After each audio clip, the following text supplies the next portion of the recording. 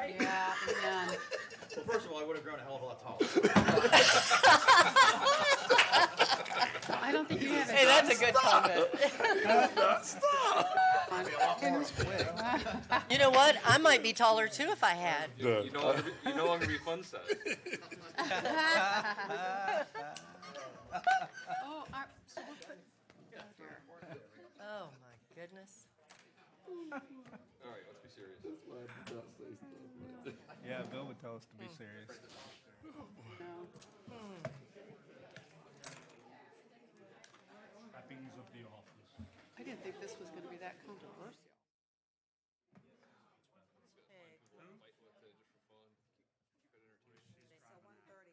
I'm waiting. Yeah, 1:30 times certain. Sounds good. So starting with the last one. Land use.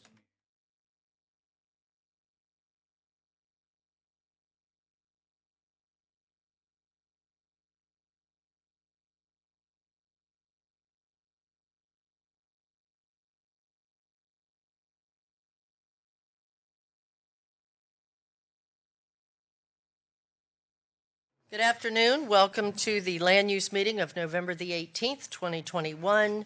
I'm going to go ahead and go to the invocation, which is by Suzanne Boyd of the City Matters Ministry, followed by our own Commissioner Bellamy with the Pledge of Allegiance. Madam Chair, thank you for the opportunity to pray, to open this meeting today. Let us pray. Heavenly Father, King of glory, we welcome your presence into our county and into this meeting today. We acknowledge that you are God alone and a very present God who intervenes in the affairs of man, in our city, our state, our nation.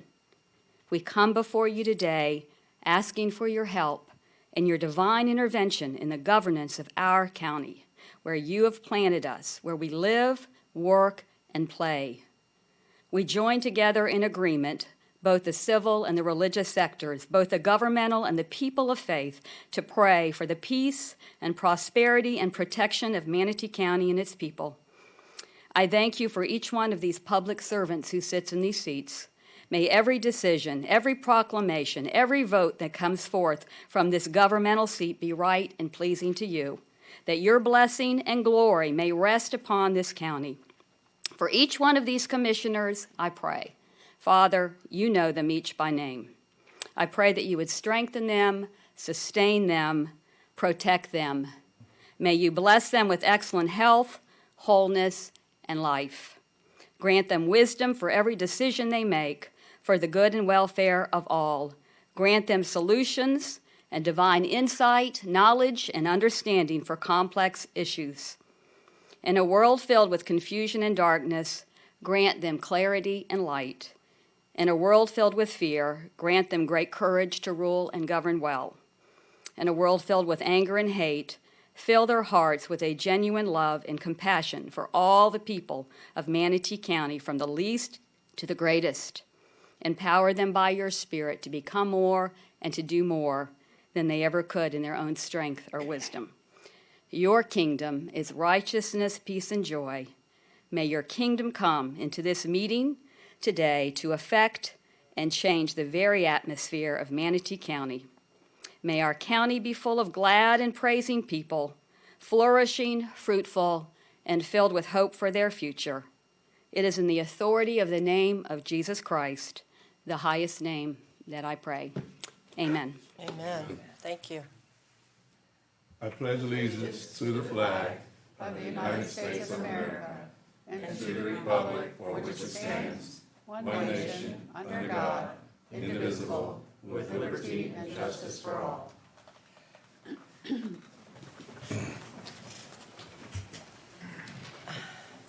Lisa, are there any updates to the agenda? Hello?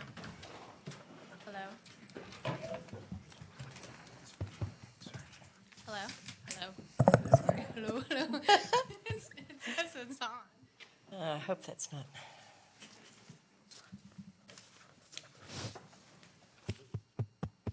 Hello? No, it's not on. It's on, but just speak louder. Yeah, I can hear you. I can scream, yeah. No, it's not on. It's not working. It's not on. Chris or Carl? Chris, somebody? Car- No? Okay. Working on Chris it. is working on it. Neither. Nope. I think He's it's working on it. It's his end. It'll take just a moment. Try it now. Yeah. Yeah.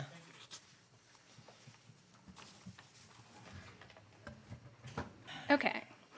We have two changes to the agenda. Item number 2, Plan Amendment PA 2016, Northeast Expansion Text Amendment. We have a revised ordinance, and specifically, it's the fourth whereas clause, and the applicant can go over that amendment with their presentation. Item number 3, the time certain 130, PA 2005, Ordinance 2107, the county-initiated comprehensive text amendment, parallel flood. There was a revised Exhibit B that has been updated to include implementation mechanism language associated with policies 4.4.4.2 and 4.4.4.3, as well as additional public comment letters. All right, thank you. We're going to go ahead. I don't think I have any cards for future agenda items. Is there anyone that would like to come forward on future agenda items? It'll be a 30-minute time limit. Each person will be limited to 3 minutes. If the 30 minutes time period has been exhausted, the board will entertain any remaining comments near the end of this meeting. Is there any phone calls? All right, I'm going to close public comment on future agenda items, moving right along. All right, let's go ahead to our advertised public hearings, presentations upon request. Lisa, or 1:30 time certain.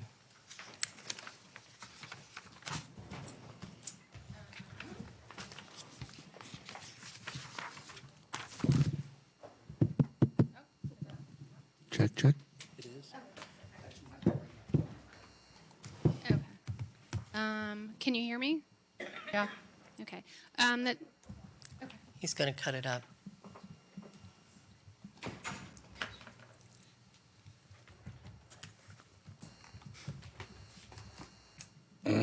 Try it now and see if it's better. There we Yes. go. Okay. The time certain 1:30, agenda item number 3 is PA 2005, Ordinance 2107, a county-initiated comprehensive text amendment, Parallel Flood Act compliance. And this is a legislative item, and Nicole Knapp is here to present. All right. Hi, Nicole. Good afternoon, Commissioners. Nicole Knapp, Impact Fee Administrator for the record. Here on behalf of Public Safety Department today, finishing up the project I started while I was in Public Safety, the Parallel Flood Act. As Lisa mentioned, we're here to discuss a plan amendment to the comprehensive plan to address the Parallel Flood Act. And before I start my presentation, I have two sets of, or multiple sets of public comment that were received either late last night or this morning, and staff has not read these, by the way. Okay. Thank you.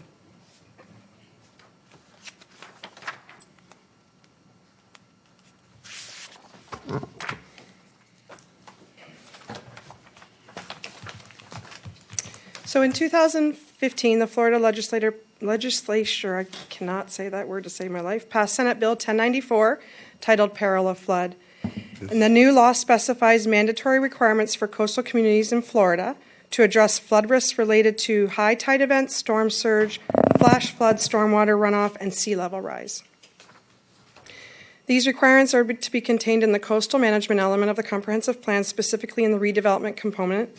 And these amendments to the comp plan are required to be transmitted to the state by December 1st of this year, so less than 2 weeks from now, to be compliant with the county's evaluation and appraisal review, which we call the EAR. So what's an EAR? An EAR is basically a comprehensive audit that takes place every 7 years. The EAR evaluates the progress the county has made in implementing goals, objectives, policies, maps, and texts of the master plan. And as you'll see in the agenda packet, Lisa Wenzel with the Comprehensive Planning Division sent our EAR notification letter to the State Department of DEO almost a year ago, last December 1st, 2020. And in that letter, it outlines the amendments that the county believes to be necessary to become compliant and also serves as our acknowledgement that we'll amend the comprehensive plan to become compliant by this December 1st. The only amendment that Lisa outlined that we were non-compliant with at that time was peril of flood. So although the county currently utilizes a wide range of strategies to address flood risk, the comprehensive plan does not fully address all 6 requirements of the Peril of Flood Act that you see in front of you. The proposed amendments as provided in your packet today in Exhibits A through I in strike-through and underline format are the minimum amendments the county believes are necessary to be compliant with the statute.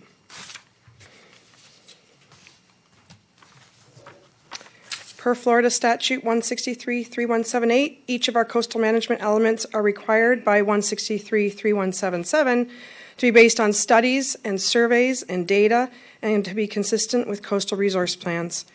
In order for staff to identify the risk to our coastal areas, 7 different studies, surveys, or reports were conducted, including a vulnerability and inundation assessment analysis, that vulnerability assessment being a specific requirement of peril of flood. The compilation of that data is attached in the agenda today, titled Technical Supporting Documents. I believe it's 169 pages thereabouts, and will be adopted by reference only. Leading up to today, most recently we held 2 public hearings before the Planning Commission, the first being August Planning Commission and the second being in October. During the first hearing in August before the Planning Commission, we presented an extensive set of proposed amendments to the comp plan, of which staff felt were necessary to support the legislation passed, in addition to some reorganization. That's why the amendment at that time seemed so large. Some reorganization as well went along with that. At the conclusion of that hearing in August, after hearing the public comment and the comments and questions from the Planning Commission, the Planning Commission decided to continue that public hearing and did not transmit the proposed amendment as they had in the agenda packet, stating that the amendments went beyond the requirements of Florida statute.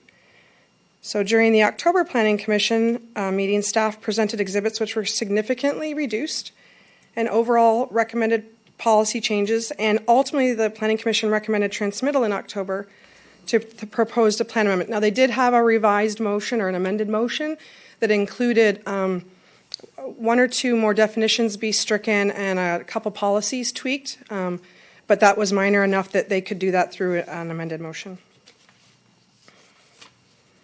If you look at the amendments and see that there are exhibits A through I, that seems like probably a lot, but I can probably drill down and get to the meat and the potatoes of it. Exhibit A demonstrates just definitions. There are 5 new definitions to support parallel flood and a handful of revisions to existing definitions that we feel are necessary to support existing policies. Exhibits C through I are strictly amendments to provide reference for consistency purposes, very much a housekeeping matter. So then you're left with Exhibit B. And Exhibit B has, I think it's 12 pages, and the references are for consistency and clarity and adding the word redevelopment to address one of the elements of the parallel flood. And the more meaningful revisions start at objective 4.4.4, which I believe in your packet will be pages 11 and 12. So it starts on 11 of Exhibit B. And in there you'll see 11 new policies proposed as written. So when reviewing these policies as part of 4.4.4, the board needs to determine if they meet the requirements of parallel flood, which is that coastal communities in Florida are to address flood risks related to high tide events, storm surge, flash floods, stormwater runoff, and sea level rise, and whether you feel that these policies are consistent with Chapter 163 of Florida statute and consistent with the comp plan. The county administration asks that you transmit Manatee County Plan Amendment PA 2005, Ordinance 2107, as presented in Exhibits A through I. This concludes my report. All right, thank you, Nicole. I'm not seeing any commissioners on the board, so I'm going to go straight to public comment. I have several cards. First one is Mark Vandere. Come up to the podium, Mark. You'll have 3 minutes. Thank you.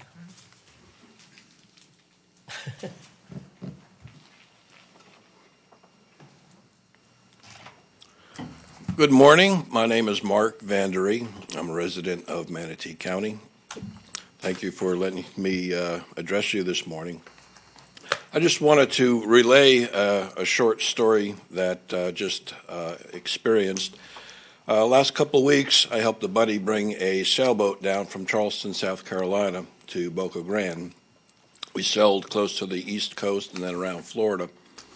And what I saw in South Carolina, in Georgia, along the coast, was pristine, preserved, untouched savannas.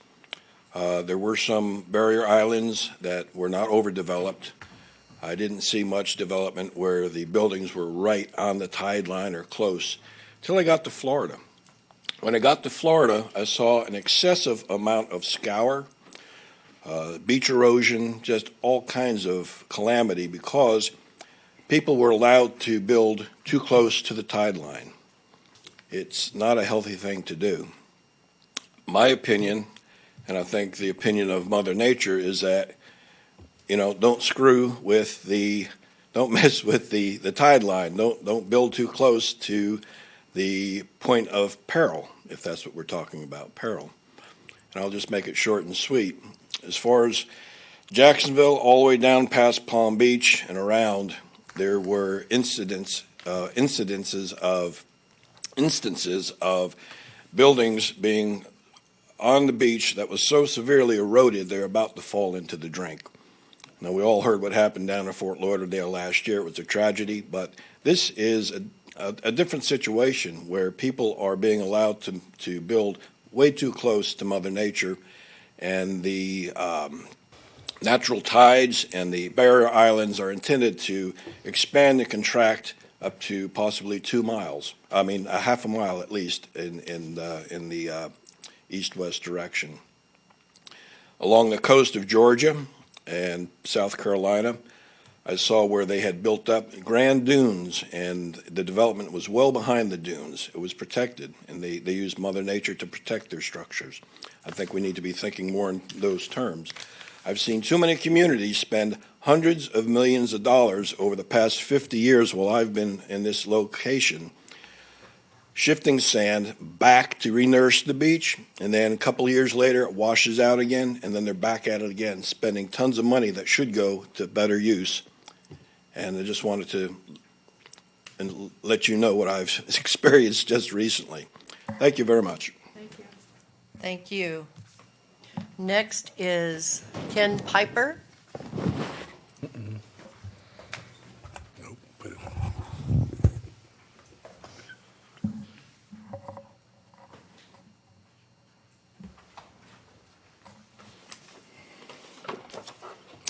Good afternoon, Commissioners.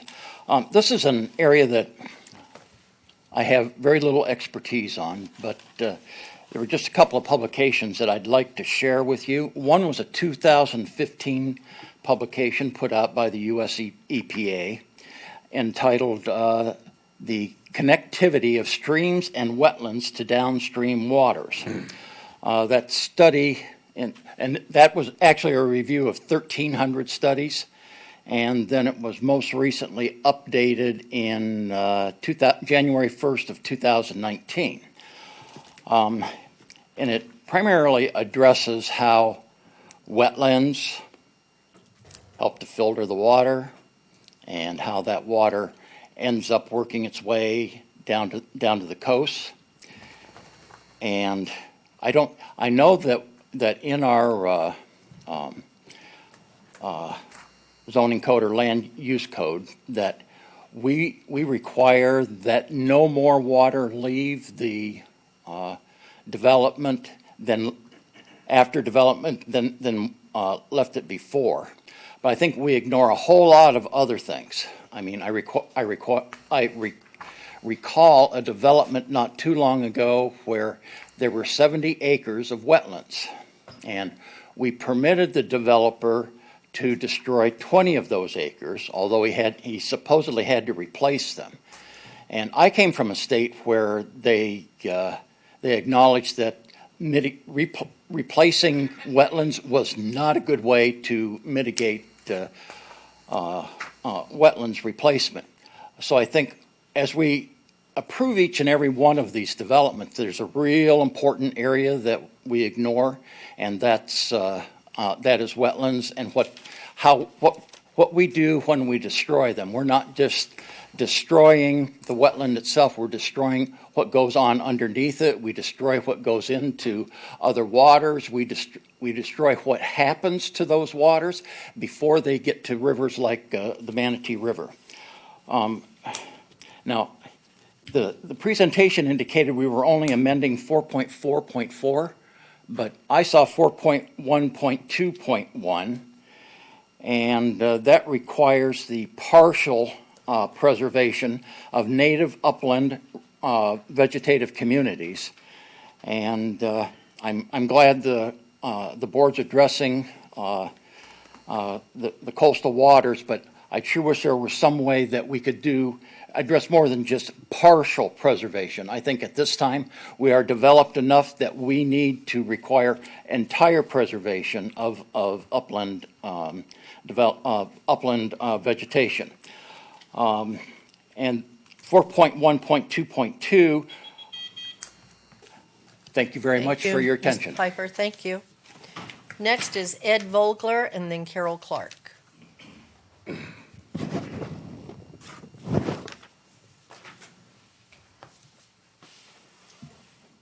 Hi there. Good afternoon, Commissioners. Ed Vogler. Thank you for the opportunity to present on this today. This is something that's been of interest to me personally, but also several of our clients, including Neo Communities and other developers that are active in this area.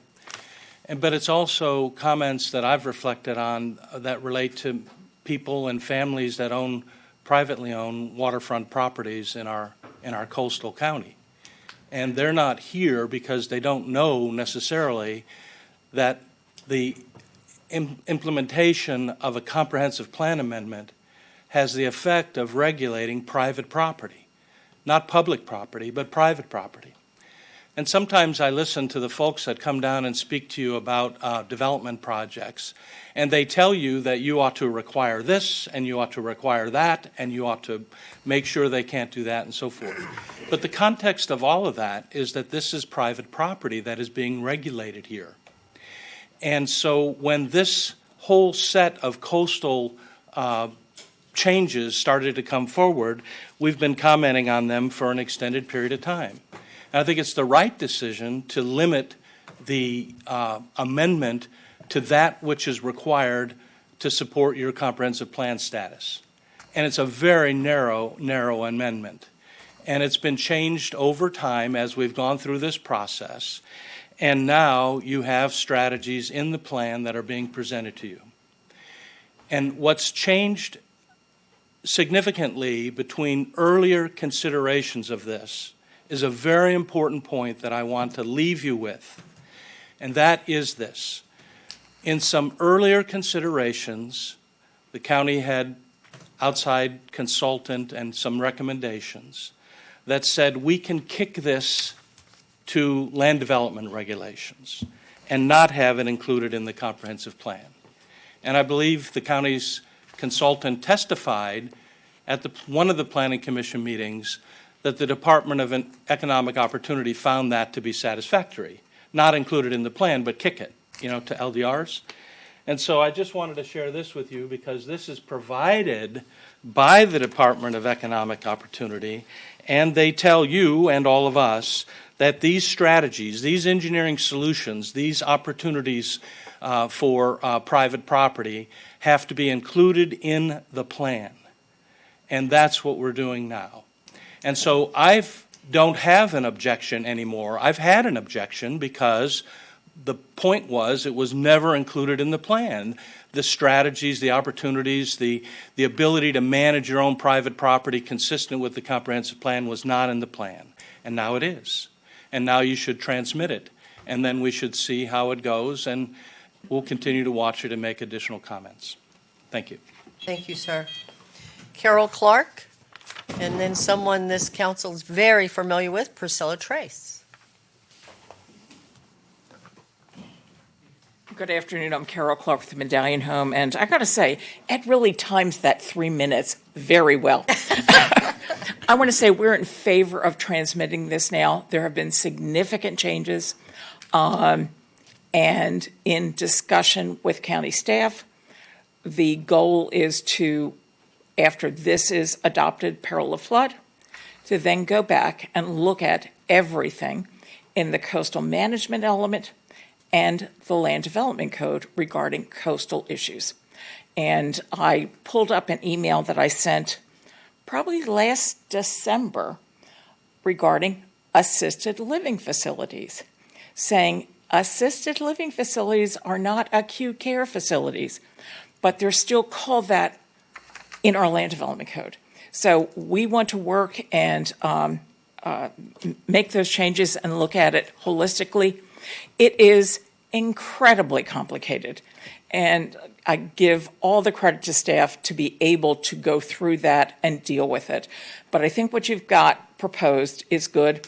There's been an addition about timing of a letter of map revision or a letter of map amendment.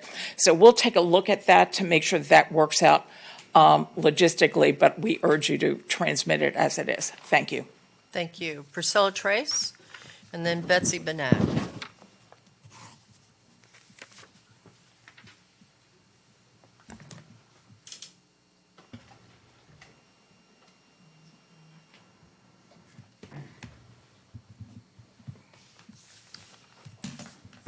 As y'all know, it takes something very serious to my heart to get me to come all the way from God's country downtown. State your name, please, for the Priscilla record. Trace. In that nice little program and amendments that y'all had that I hope to never read again, it's buried something that made me very concerned. Fill dirt. On topic, doesn't sound like a whole heck of a lot.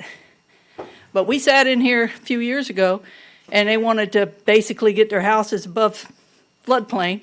And to do that on a coastal area, if you put fill dirt in, you have to go about 13 to 15 feet. That's about from the bottom to the top of the ceiling. Now, that's kind of being changed because that is used everywhere else in the county. That has me greatly concerned. It's only one thing in my life my family has always done, and that's land use. You respect the land. You put a ton of fill on the land, you have changed the land. You've changed the land around it. You've changed the water. You've changed all patterns whatsoever on a coastal area. The only way you're going to keep pots 10 to 13 feet of fill on a piece of property, you're going to have to build a stem wall. Well, on a stem wall on a piece of property on the coastal, that's a seawall. We had a song when I was a kid in church. Foolish man builds his house on the sand. You put 13 foot of fill dirt, unless you're getting it from someplace, New Hampshire or something, you're building your house on sand. That is not a smart idea. That is the poorest use of land use I've ever seen. You need to know where the water's going. You always have to prepare for the water. You build wrong, you're going to pay for it. Man's talked about the building coming down in Fort Lauderdale. If you don't build it's not going to happen tomorrow. It's not going to happen, probably in my lifetime. But there will be a consequence for changing that much of the coastline and giving people permission. I 100% believe in property rights. Right now, you can build yourself up with hardening your structure and building it up and actually just having your living space, but where the water can still go under. You're not stopping anyone, but you need to really, really look in that little bit, in that 150, how many pages, Nicole? However bit that was, and look at that fill dirt issue. Thank you. Thank you. Betsy Banak, and you'll have 10 minutes. You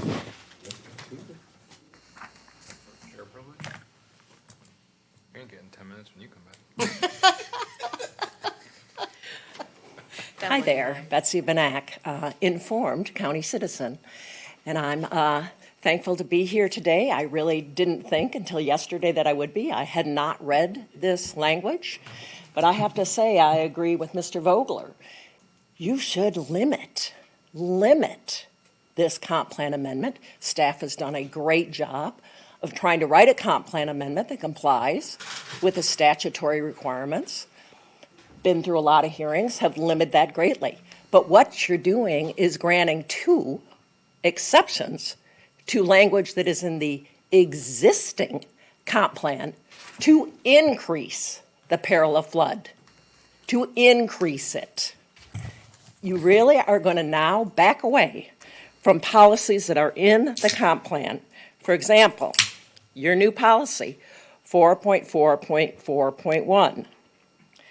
You're going to provide incentives to remove repetitive lost property and other real property from projected 2040 sea level rise. You're going to, in fact, allow that area now to be filled where it's not allowed? Do you know the Land Development Code written in 1989, which Carol Clark knows very well, prohibited the use of fill for structural support in the coastal area?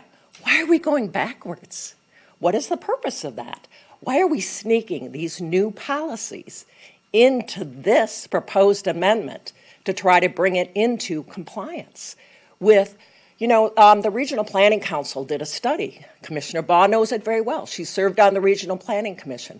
I can remember the excitement in this room when I sat up there and the folks came from the Regional Planning Council. Manatee County was selected to participate in a study to see how we could, in fact, improve things in this community to reduce the peril of flood and impacts the coastal area.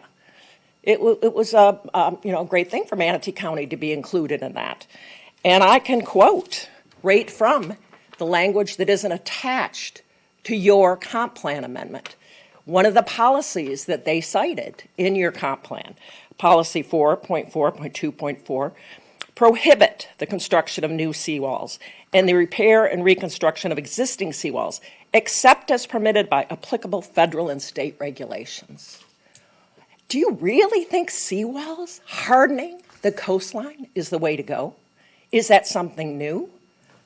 I don't know. I read a lot of history books in Florida. Pretty sure we're not going to ever think about the success of filling the Everglades. Yeah, that's what some politician wanted to do. Read The Coast. It's a great book. You can read the history of what has happened in Florida. But you, sitting here as the Board of County Commissioners in 2021, want to go back to those policies where you allow the filling of the coast, construction of seawalls, prohibited in today's comp plan. But boy, we snuck that language in here to make it sound like, we've got to harden. We will have to harden. But you're talking about existing development, harden it. You're not talking about new coastal. How do you protect the coast if you harden it? How do you protect those coastal elements? That all of the language that is in the backup, in the technical support document, that's in your comprehensive plan, specifically is in your coastal element, your conservation element in your comprehensive plan, is to protect the coastal resources, not to fill them in so that new development can come forward. I also support property rights. I can tell you, I know more about the property rights of most properties in Manatee County because I worked in this area for over 30 years in this county. I know what the property rights have been. I have been up here on behalf of property owners, developers, protecting their property rights. This is not about taking away someone's existing property rights. We know in the state, you're not allowed to do that, right? You really can't reduce somebody's investment-backed expectations that they have in the comprehensive plan. That won't be what you're doing if you wipe out these policies that were added. You're going to keep from destroying what the people of Manatee County have in a coastal habitat. The first gentleman that spoke did a very good job of explaining. In Florida, it was developed at a time where, the way was cut, dredge, fill, seawall. It creates some great opportunities for waterfront property. We have to live with that. We've got to live with that. There might be places that have to be hardened because, we were built along a coast. And, we're trying to protect people. I agree with that 100%. But you're going beyond that with this language. That language that came from the Department of Economic Opportunity, it doesn't say anywhere in there to now increase the number of seawalls in Manatee County, to now allow fill to be structural support in the coastal area.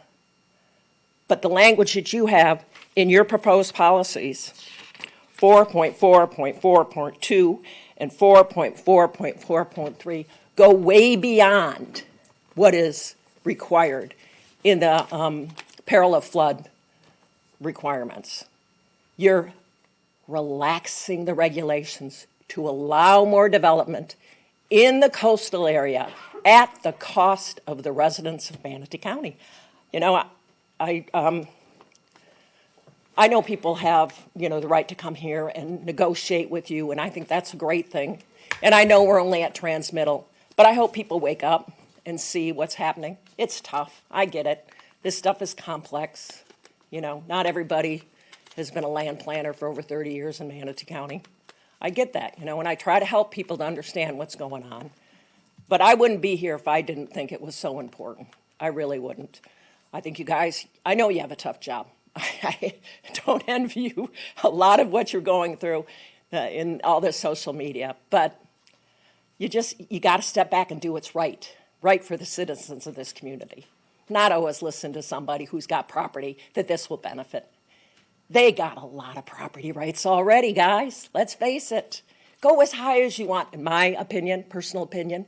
I don't care about height. I think you should have a beautiful view of the land if you own waterfront property. But don't allow them to fill it and create a seawall on some of the most pristine waterfront property we have. That's what you'll do. Put it in the comp plan. I always told my clients, you got to be consistent with the comp plan first. Then you move forward. Get a rezone. Yeah, that's how it works. You guys know that. You've done enough of these meetings to know that's how it works. That's what you're doing here. You're creating a comp plan that not only says you can do it, but almost encourages it. Why? So I won't take my whole 10 minutes, but if you have any questions, I will answer them. Thank you. Thank you, Ms. Banak. Good seeing you again. I don't think I have any others here on this item. Not that I'm seeing. No. That is the last one. Is there anyone else from the public that would like to come forward? Please do so. Scott, I don't know who you are, so please state your name and you'll have 3 minutes, sir.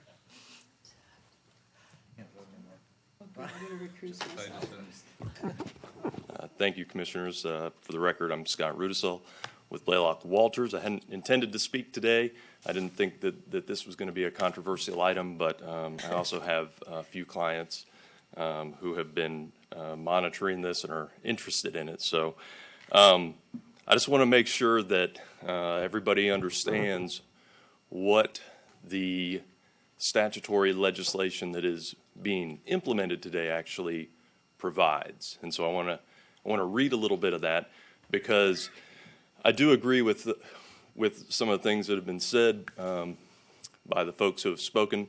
This is somewhat of a departure from prior policy, but this is a state policy, and it relates to insurance rates and subsidizing insurance in these coastal flooding areas. So I want to read from the statute, and this is language related to the coastal management component and what is required to be in it.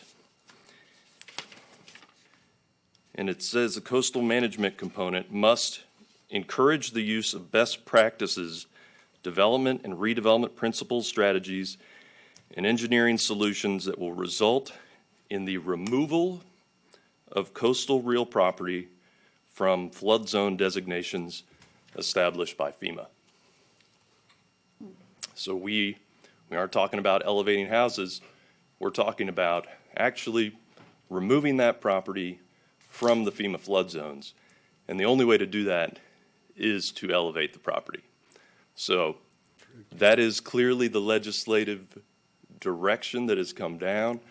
We'll obviously have the opportunity to debate this language between now and when this is ultimately adopted, but I would support moving forward with the transmittal. Thank you.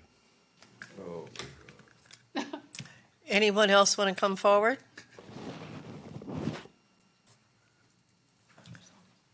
State your name. You'll have 3 minutes, please. And I have a letter for 10 minutes. 10 minutes. She wants 10 minutes. Oh, I'll have to see the letter. I don't have it. Or whatever the document is. Okay.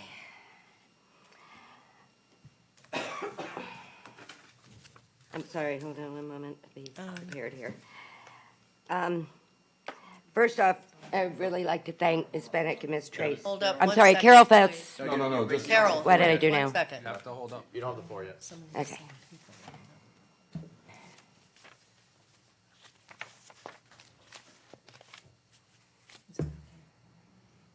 It's legislative. Okay, go ahead. You'll have 10 minutes this Thank you. time. Thank you. First off, I'd like to thank Ms. Trace and Ms. Banak for coming up here and speaking for us and with us. We must face the fact that the era of growth has passed, and we must exercise common sense and responsibility to now make managing that growth a priority in this state and county. We have designed a system of process and procedures geared toward growth that must be reviewed and adapted for many reasons. One, we cannot tout ourselves as a red county when practicing such hypocrisy to claim we want to make America great and self-sustaining while destroying our own food and water resources that increases our dependency on foreign products. Two, we cannot tout ourselves as a red county that wants less government control, yet be the highest employer in the county, mainly due to that era of growth at such a pace we cannot sustain.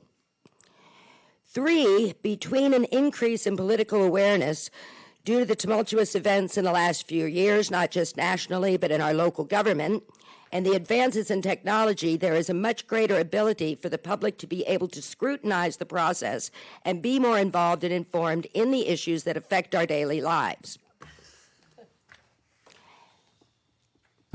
And four, that awareness and scrutiny has revealed to the public that the process and procedures developed to enable growth and only growth at the pace of which we have done so has contributed to a level of distrust in our local government and some very poor decisions as well as blatant... I hate to interrupt you right now, but I need to. Are you here on item 3?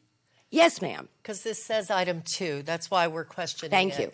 I appreciate it. It is 3? I think you understand my point. No, that's why I'm asking you. Well, then we'll keep going until we As long as it's on item 3, you can. To conduct a land use meeting without acknowledging the fact that your building development department, and yes, it is that department regardless of semantics and reorganization efforts, is under investigation and intense scrutiny is an absolute insult to the public, and with all due respect and apology for any offense, as representatives of the people, you all should have some shame and contrition for expecting us to come before you today without the board acknowledging that fact. The evidence submitted by the public in this issue cannot be ignored. We have other priorities at this time with the deadline for redistricting. We have other issues bearing today that this is an attack on both sides of our county, from the shorelines to the rural lands. The citizens have made their stance clear, and to ignore the overwhelming opposition is tantamount to tyranny and treason. Those of us who have lived in this county and have been in this state for more years than most on our board, or even longer than some of you have even been of voting age, may be a minority and an endangered species. But we have been silenced and oppressed by the insurgence of those who have little grasp of the challenges of sustaining growth in this paradise we have been blessed with for too long. I will not apologize for my family history, culture, and innate knowledge of this state that drives my passion to protect it.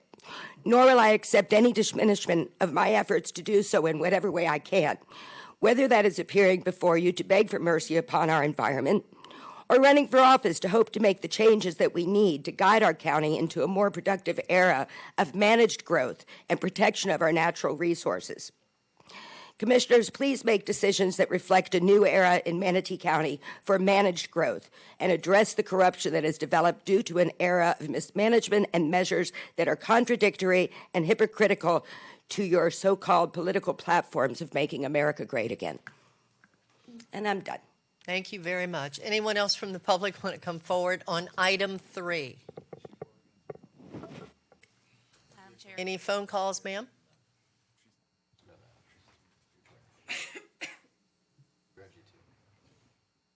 Caller 119, please state your name for the record. Good afternoon. Shane Weedle, Manatee County resident speaking. I'll be very brief. I just want to echo the comments of former Commissioners Banak and Trace, and my concern for the policies which may in fact increase the peril of flood rather than decrease it. That is all. Thank you. Thank you, sir. Next caller.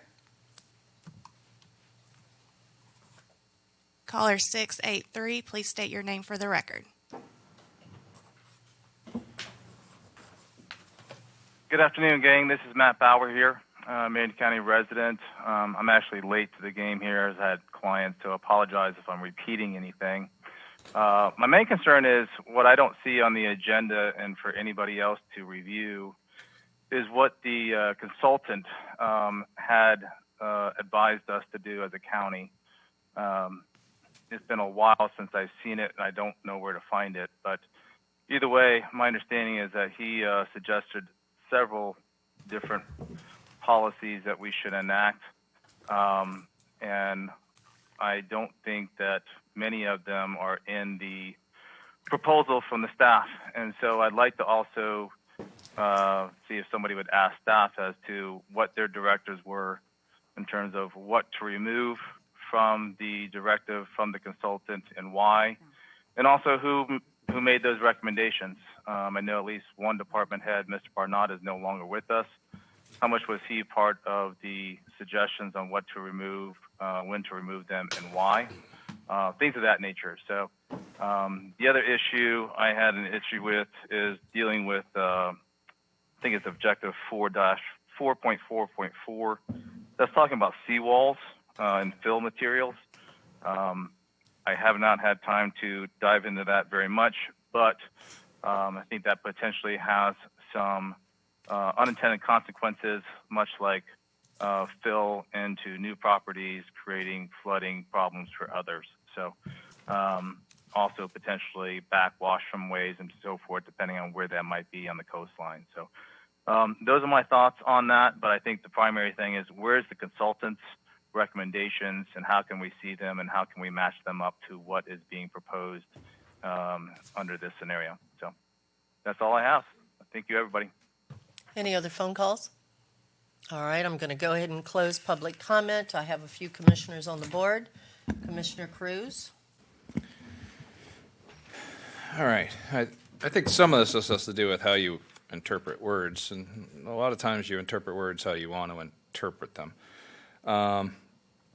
I kind of went through this. We've had some work sessions and so forth on this, and I kind of went through this agenda, and for various reasons I didn't have a briefing on it, but then last night we received more than a few emails, and so it at least led me to go back and kind of look and try to dig in a little more. And the staff report said that the Planning Commission approved this 6-0, and usually there's somebody on the Planning Commission, not everyone by any means, there's always somebody who kind of pushes back on something a little more contentious. So when it's 6-0, I was like, how is there a problem here? So I actually pulled the staff report from the Planning Commission and then pulled our staff report to see, because sometimes the Planning Commission recommends a word here, word there, and it alters. So I wanted to see what the alteration was. I kind of did my own little red line.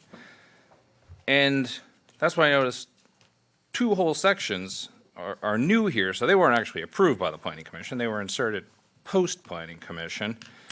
And so I started digging in a lot here because we're using a lot of words. And again, it's an interpretation, and everyone up here can make our interpretation, and that's how we're going to move forward. But, a couple words we used, somebody came up and mentioned private property, and this is specific to private property. Well, I guess that question is your interpretation of where does private property end and public property begin, because we're talking about a coastline. Someone talked about removal, and one solution to removing is to raise it up until it's no longer in a flood zone. Another way of removing it is not to allow someone to build on it. And look, I'm not, by far not the least developer-friendly person up here by any stretch, but that's a way of doing it. You remove it from the flood map by just not having it in the flood map in its first place, not just raising it. So there's interpretations of words here. But, the biggest thing that concerned me, and Priscilla, or Commissioner Tracy knows a lot more about Phil than I do, so that wasn't even the one that concerned me. What honestly that concerned me a little more is the seawall, because that was basically, so now I could put fill, but if that fill in and of itself isn't sufficient, then build a wall and put more fill. And, that now you're talking about seawalls versus mangroves, and I saw the one page we put up there about from the DEO, but there was much bigger reports from the DEO, much bigger reports from consultants that mentioned things about minimizing the use of seawalls and maintaining natural coastlines and protection. So there's a lot more to it than a sentence, if you really dug into what the interpretation and plan was here. And, all I'll say, and I'll leave it at this, it's the only time I'm going to talk about this, we'll see where people go, is 2 days ago, we had a long conversation. It stretched the morning and the afternoon of our session about our legislative priorities. These are priorities we're going to bring up to Tallahassee, and we're going to petition our legislators to endorse for us and support. One of them was $950,000 for clam restoration to protect our water. One of them was $100 million for Piney Point to protect our water. We have something on there about beach renourishment. We're going up there with the almost sole intent of petitioning Tallahassee as some people who care about our coastline and care about our water. If this gets up there ahead of us when we go there in January, and we're intentionally working on comp plan amendments to damage our coastline or water, how is that going to help our legislators in Tallahassee push for the things that we just said was our priority? That's all. Commissioner Serbia. Thank you, Madam Chair. I have some questions. Is this the time of the meeting for questions? Sure, go ahead. Okay, because I was hearing deliberation. But we'll have deliberation after questions? Anything about deliberate? If you want to ask questions, now's the time. I just want to make sure I do I was both, mainly responding to both public comment. at the appropriate time. Go ahead. Got it. Okay. Nicole, I guess I'll start with you. If I can, I've written down some questions. So I heard that the deadline for our evaluation and appraisal report is December the 1st. What happens if we miss that date? I've never heard of anybody missing it. The statute says that if we do not transmit by December 1st, that we may not amend our comprehensive plan until such time that we comply. So it would mean any private or public county-initiated plan amendments that try to transmit before the peril of flood is addressed would be returned to us. Okay.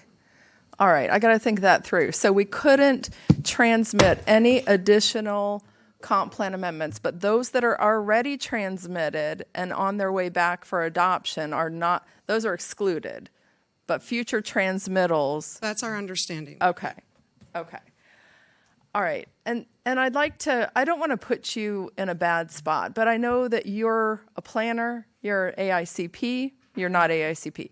Okay. Well, I'm an AICP certified planner, and as one planner to another, I mean, I just like to ask some questions. And I'm not acting as a planner up here. Of course, I'm just an elected official, but my background makes me want to ask these questions. So have we accomplished compliance with the 6 things that you said we have to comply with to address peril of flood? The slide went so fast, I couldn't read them all. So there was like encourage this and prohibit this. And have we met that criteria? We won't know till it's evaluated by the state. Can I ask you your opinion if we met that criteria? Or we hired a consultant. As our consultant's not here, is that correct? Correct. Okay. Did our consultant say that we met the criteria with our transmittal that we want today? We did with previous versions, not today's. Oh. Okay. And can you explain the difference between the previous versions that the consultant recommended and today's version? What are the differences? So if I go back to August Planning Commission, the document had reorganized the element as a whole so it better aligned with future amendments. So that would be minor. And it had more directives that directed staff to make future amendments to the Land Development Code to implement the best management practices and set policy decision now, not the reverse. And then it also took some of the existing language that we had in the LMS and our Coastal Emergency Management Plan. Both of those documents are a wealth of knowledge of ways to improve our peril of flood. And that document, in a nutshell, had those categories summarized in it. Okay, because, yeah, that's what a comp plan does, right? It sets policy. For those of you who haven't worked in planning for a while, it sets the umbrella, and then the Land Development Code fills in all the details, you know? We don't talk about setbacks and landscaping in the comp plan. We talk about big global issues in It the should comp guide plan. future decisions Okay. specifically, yes. And so I don't fully understand what happened at the Planning Commission. What did they strike at the last meeting? And the August Planning Commission, they didn't transmit, they sent staff back to relook at the entire definitions and all the policies in Chapter 4. Take away the reorg. They didn't say to do that, but that's what we stripped it down to. We took away the reorganization and tried to simplify it. And pulled out as many policies as we could as that we thought might be progressive thinking, and brought forth another attachment, which was presented on August 16th or 12th or whatever day that was. Wait, okay, so we pulled out policies that you said that were progressive thinking, like thinking ahead 40, 50 years. Is that what you mean? Correct. There was no future planning in it. We're just stripped it down to bare bones. Okay. Is that what the state asked us to do with the peril of flood? No, that's not what staff would argue we were asked to do.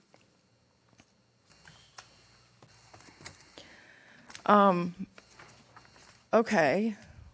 Well, okay. That is a little troubling to me. And as a planner, I'm very concerned about these issues anyway. But as a planner who now has a map that takes my district right over to Sarasota Bay's coastline, you can bet that I'm going to be laser focused on coastal issues.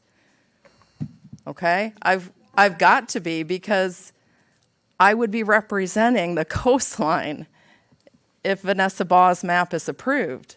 So that I'm going to be especially concerned about this. Can you tell me, how do the other coastal communities compare to Manatee? Like, do you know what Pinellas and Hillsborough and Charlotte, and are they preparing for the future, or are they doing bare bones minimum? Our consultant was the one that was most informed about that, because he worked with a lot of those communities. He does business countywide or statewide.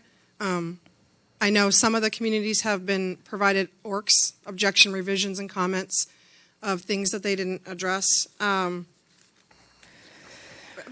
Sarasota hasn't done theirs yet, it's my understanding, so I haven't looked at theirs.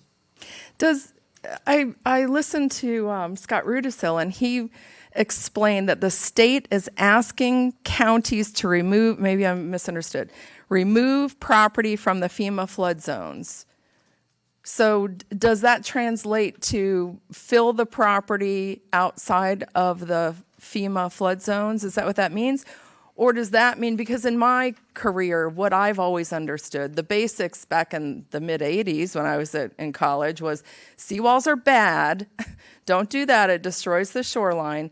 Elevating structures is good. Let the water flow through. And I think of Rob and his old house he used to have that had the breakaway structures right on the river, because when there's a storm, the water's got to go somewhere. So do you know, is the state asking the counties to elevate property in the flood zones outside of the flood zones with fill?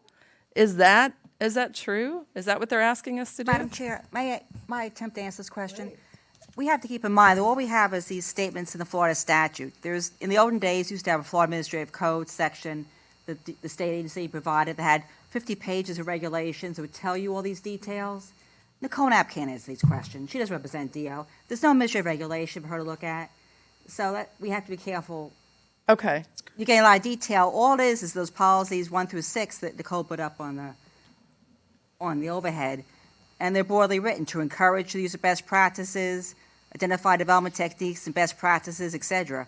So I would say it's with your legislative discretion, whether you're want a lot of regulation, medium regulation, or no regulation, and how detailed you get in the LDC. No matter what we do, we have 1 year after adoption, whenever that occurs, to update our LDC to provide more detail. Right. And again, the comp plan should outline the policies of what the county is going to look like, and then the LDC should fill in the details. But I don't think that these types of decisions are best suited in the LDC. That doesn't seem to make sense to me. Can someone, I'm not an engineer. Do we have an engineer here? Tom Gerstenberger? What happens to the surrounding properties if we elevate land with fill and a seawall? Is there an impact on other properties, or is it all just contained within that site? Good afternoon. For the record, Thomas Gerstenberger, Public Works Department. Madam Chair, Commissioner Serbia, with respect to... Speak closer. Not on. Or just closer. I think it's on test. Get closer. It's There on. you go. just gotta get It's Oh, on. let's try Get it. closer, Tom. All right, I'll repeat my introduction again. Thomas Gerstenberger, Public Works Department. Madam Chair, Commissioner Serbia, with respect to the utilization of fill, it depends on where the property is located, essentially. If the property is located inland, in and along, or associated with a riverine or a flood inundation area that's created due to flash flooding or to rainfall, as compared to shoreline flooding, which is caused by storm surge effect. There's different criteria, there's different modeling associated with those components and those facets of utilizing fill. If we're speaking of inland areas, typically what we would see is floodplain mitigation associated with either drainage modeling or what we use as terminology, cup for cup mitigation, where literally for every cubic yard or cubic unit of volume, you're creating that compensatory volume or greater to compensate or to mitigate for fill material. With respect to shoreline areas, there is no requirement to mitigate or to provide compensation for fill material.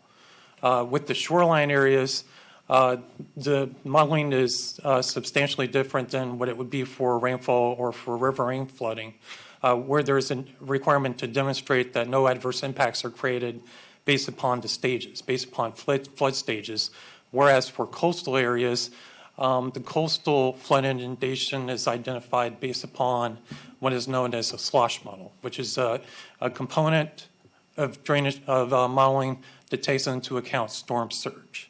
Now, that modeling for storm surge is not as, how can I put this? It's not as precise, it's not as site-specific per se as we would see for riverine or for rainfall flooding.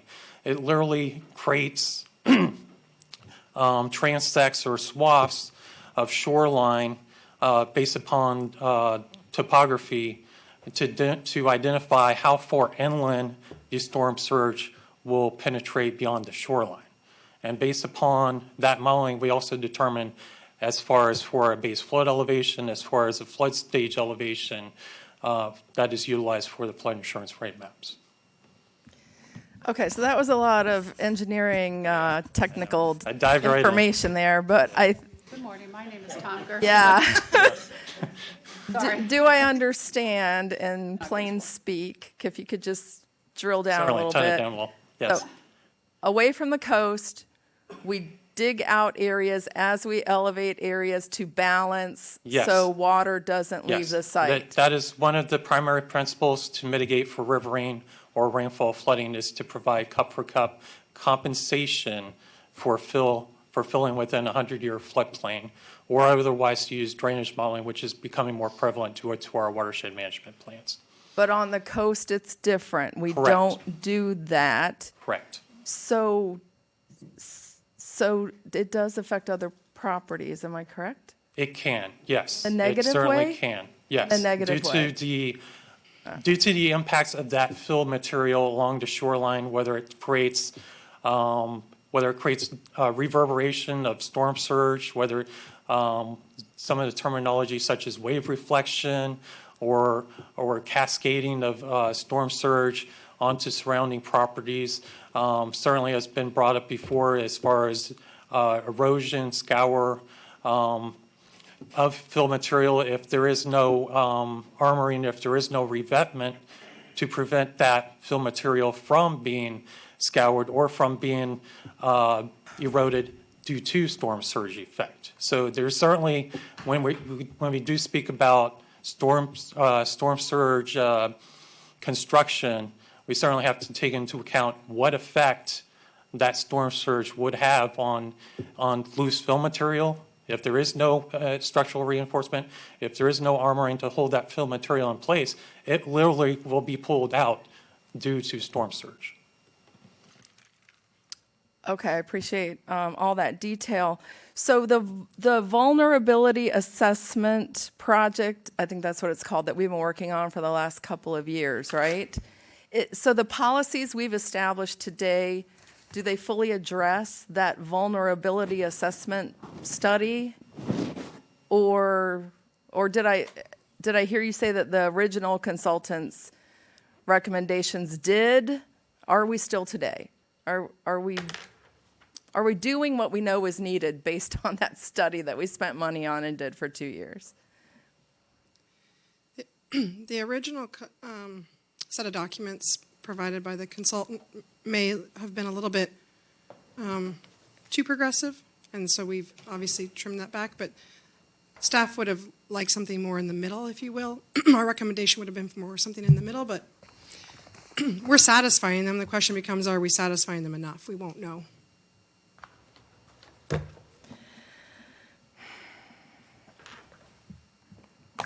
And Nicole, I want you to know that I appreciate you, and I don't mean to put you in a bad position.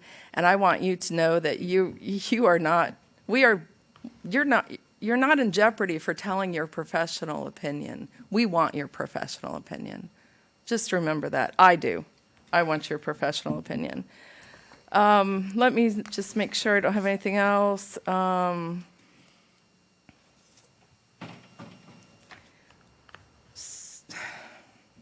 I don't like kicking the can down the road, which is one approach that we're being asked to do.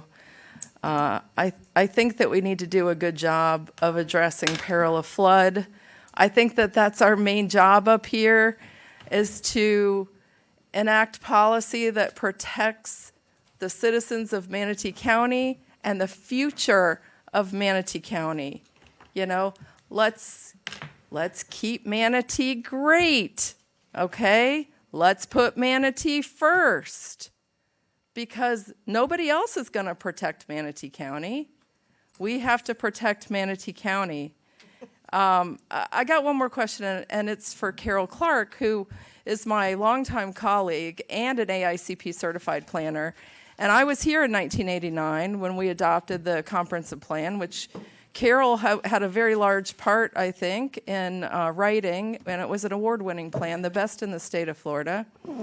Is the change that's being made now, which is contrary to what we did in 1989, can you explain how it's better to do that for the county at large? Carol Clark, Medallion Home, AICP. And yes, no, I was not actually here in 1989. I was here, but not working here. I worked for the consulting firm that helped revise the comprehensive plan. Oh, yes, you did leave for a short period of time. So I think you were here before I got here, and then you came right after, yes. right after I was here. Yes. Okay, yeah. So the change that has been added is to provide a mechanism to respond to the statutory requirement that includes how do you get properties out of the FEMA flood zone. Acquiring properties or not permitting development on those properties does not get them out of the flood zone. And that's not what the statute says. The statute says mechanisms to remove properties from the FEMA flood zone. And that's what those policies are talking about. So we heard our attorney say she wasn't sure, but you are sure that that's what it means. That's, and Mr. Vogler, who actually drafted that language in the statute, can answer that as well. And I will say to everyone here, and Commissioner Bellamy, I saw you grab your head. Because this is so complicated, and it's both mind-numbing and mind-blowing, all of the things that have to be considered. So this is not easy. And today is a transmittal hearing, and you'll be back if you transmit it with an adoption hearing and future hearings to go through, God bless us all, the coastal management element and the land development code that deals with all of those coastal issues. And again, this started for Medallion with a pre-app where we were told that Heritage Harbor was in the coastal planning area and we couldn't have an assisted living facility there. We worked through all of that for Heritage Harbor, but still, that is still there. So there is a lot, and part of what I am learning, perhaps because of my new role, is like, okay, why do we require more landscaping if you're in a coastal area? Filtration? Water quality? But in the coastal planning area, I don't understand all of those things. So those are things that have to get addressed. May I ask you another question? I don't know much about the Army Corps of Engineers and the DEP permitting for seawalls. I'm not even quite sure who does what when. But do you think that would this be in conflict in any way by allowing seawalls in Manatee County, new seawalls? Could you get a Corps permit or a DEP permit for a seawall? Because I've always understood no way can you get a seawall permit. I don't know the answer to that question. Yeah, okay. All right. I don't know. Okay. Thank you very much. I'm done, Madam Chair. Commissioner Whitmore? I keep hearing Ms. Feld say she's been here longer than anybody else. I've been here 52 years on Anna Maria Island.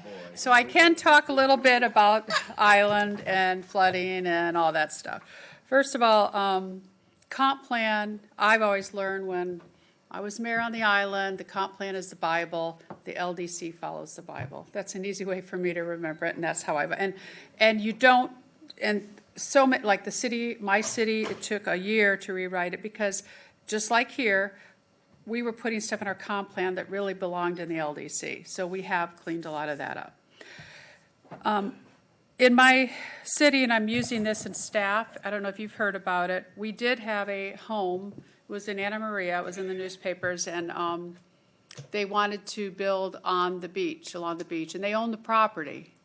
And actually, it went before the courts. The courts gave them that right because that was their property. But the city fought them, and that was the city of Anna Maria. In my city, Holmes Beach, I've actually read that they are looking exactly from what I guess Mr. Rudisol had said about how to address maybe setbacks and the height issue because we are in a flood. We're in a zone for hurricanes and stuff. So where I live, we're starting to address stuff like that. So that doesn't shock me. What also doesn't shock me, and I know I've talked to Priscilla about this, is the fill. Where I am, you have to fill. I'm the highest part in my property is the highest in Holmes Beach, and it's 9 feet above sea level. So everywhere that they're building on the islands, there is elevation. I don't know how high, but it all depends on the topography of the island. I didn't have, and Commissioner Cruz, I had read all this. Oh, he's gone, but he hears me.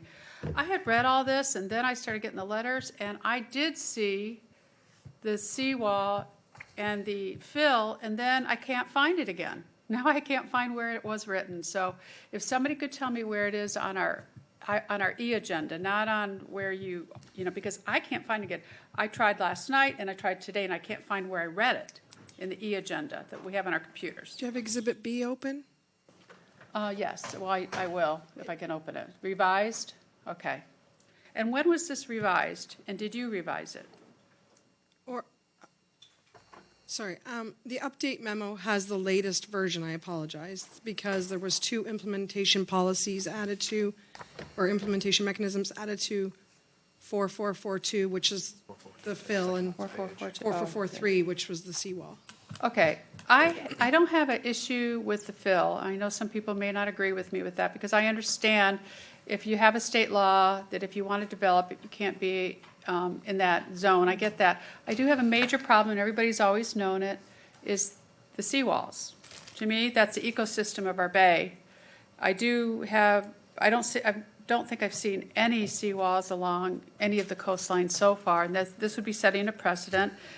The purpose of not to have seawalls is to have the vegetation for filtration in our bay and maintain a healthy habitat. We have all these little critters, sand fleas and everything else going up and down, which that maintains the habitat of our bay. We also, Manatee County is in the middle of 3 estuaries. We're the only county that's in the middle of 3 estuaries. And to see our whole coastline seawalled, I wouldn't want to see that. But I do agree, I have no problems with the fill. And I can't believe that if you really need to get your property out of, this area, that you can't figure out a way to do that by adding fill. I know that's what they do where I live. They fill it, and then they don't end up not putting their homes on stilts. So I have no problems with the fill. I have problems with the seawall.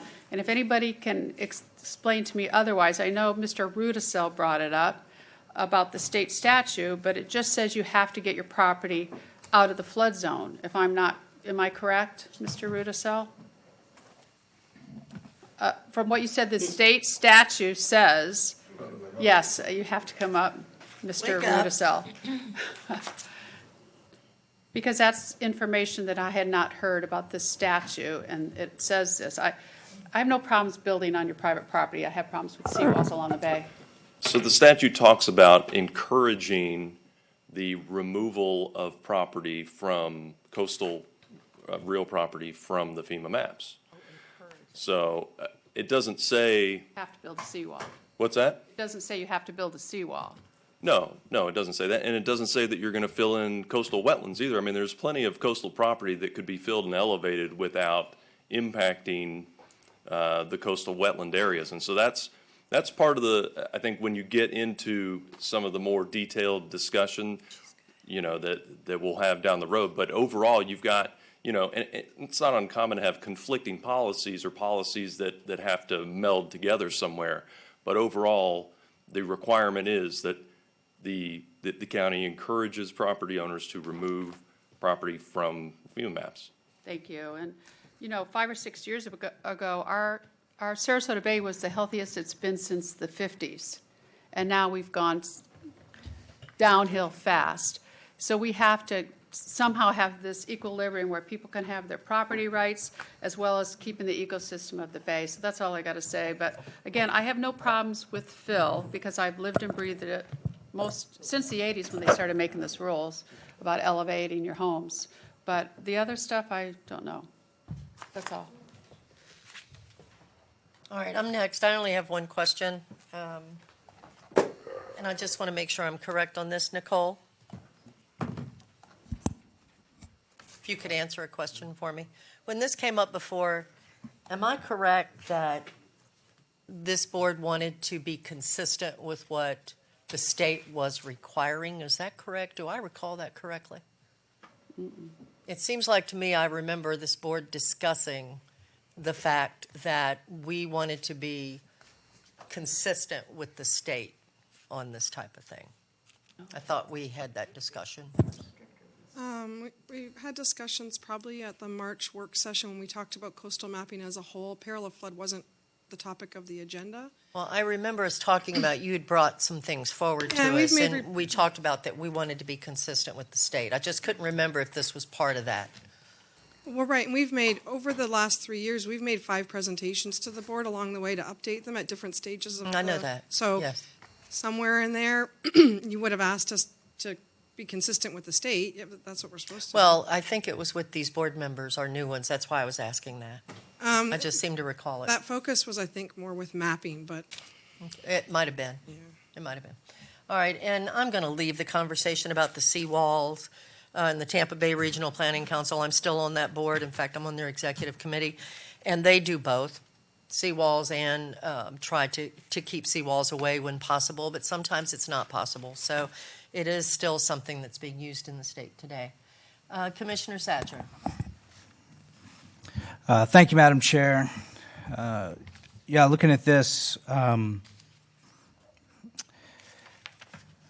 I get a sense of deja vu. I feel like we've had this discussion multiple times. What the statute that I think you might be remembering, Madam Chair, is that we talked about that FEMA, going by the FEMA maps, is required. That could be. And that we were adding, at the direction of the commission, before this sitting commission, staff was adding what they called the human element, where if you owned 200 acres and 5 acres was in the floodplain, the whole 200 acres was not able to be utilized. And they had been working on that for what I recall being years, definitely months, working on getting all the different properties that they needed to take out. I do not fault them at all for that. That was the direction they were given, and they were working hard to do it. At one of our very first meetings, when we were still at the convention center, we stated definitively that we were not for any regulation beyond what was absolutely necessary in regards to FEMA and EPA type rules. When we talk about 2015 and what the government was saying in 2015, I mean, that's the Clean Water Act we're talking about. That was President Barack Obama's EPA, which has a different motivation and outlook on the world than what I would think at least 4 people on this board would have. And in fact, President Trump repealed that act and replaced it in 2019 because it was tracing water all the way upstream to where they could find the smallest ditch and then saying, okay, the EPA has authority on what you can do with your ditch in your own property. And so it was taking people's properties rights needlessly. And here's the thing, when I look at this board, the closest, policy, the closest I've come to a policy real disagreement with Commissioner Van Ostenbridge was the other day when we're talking about Rattlesnake Key, because I've got on LMAC and I want to be a part of. We all want to find and do something significant for the lands. I want to see great things in our watershed, looking out east to keep our waters more clean. And to find things that we can do that are significant. As part of that list for me, it's not included these things are not included in that. These are property owners. And here's the other thing. We've had this meeting over and over and over again. It would be very disappointing and frustrating, and I'd say wrong, to change the direction that we've given to staff now for a few days over a year, or a day over a year, right? A year and a day, we've given the exact same direction. For us to swap now would be inconsistent and wrong, and it is our job to put out clear signals. If you disagree or you agree, make it clear. Don't let everybody guess until the very last second and waste people's time, waste people's money.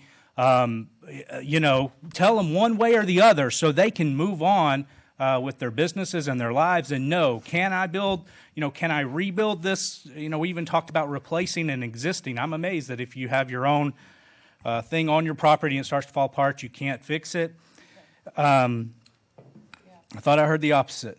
But regardless, this seems like a great opportunity to step up and say we're not for over-regulation. We're not for the 2015 EPA rules coming down from Barack Obama. This is not our stance as a board, our beliefs. This is the opportunity to make a difference on that. And I think it's the right thing to do to let, when we talk about the person that's actually, say, building a property along the coast or up the river, I mean, we're talking, goodness, Heritage Harbor being affected by this, So when we talk about that, that's one thing, but realize that the small property owner that's got 10 acres, 20 acres, was left 40 acres by his parents, or his or her parents, and that's who we're affecting them the most, because if their land is useless, which just a few years ago we were, as a county, working very hard to be sure that as much land was useless for any type of something, I shouldn't say useless, I love land that's set aside for the environment, but should someone be able to build something on their 20 acres, we were setting aside or throwing out a lot of land at that point. So if there were a couple of acres in the flood zone and plenty of land, more acres not in the flood zone, we were saying you can't build anything on that entire property. And so we were working in one direction, now we're working in the other direction, and now I think it's time to, if we were not going to do that, we should have said earlier, before people work had been done to get this done. And so with that, based on the evidence presented, comments made at public hearing, the technical support documents, and finding the request to be consistent with the Community Planning Act as codified in applicable portions of Chapter 163, Part 2, Florida Statutes, and the Manatee County Comprehensive Plan, I move to transmit Plan Amendment PA-20-05, Ordinance 21-07, as recommended unanimously by the Planning Commission. Thank you. All right, I'm going to second that motion, but Commissioner Satcher, we still have other commissioners on the board to speak. Commissioner Van Ostenbridge, you are next. Thank you, Madam Chair. Mrs. Knapp, I have a few questions for you because there's quite a bit of coastline in my district, as we do. As written, will there be any removal? Will allow for the removal of any mangroves in Manatee County?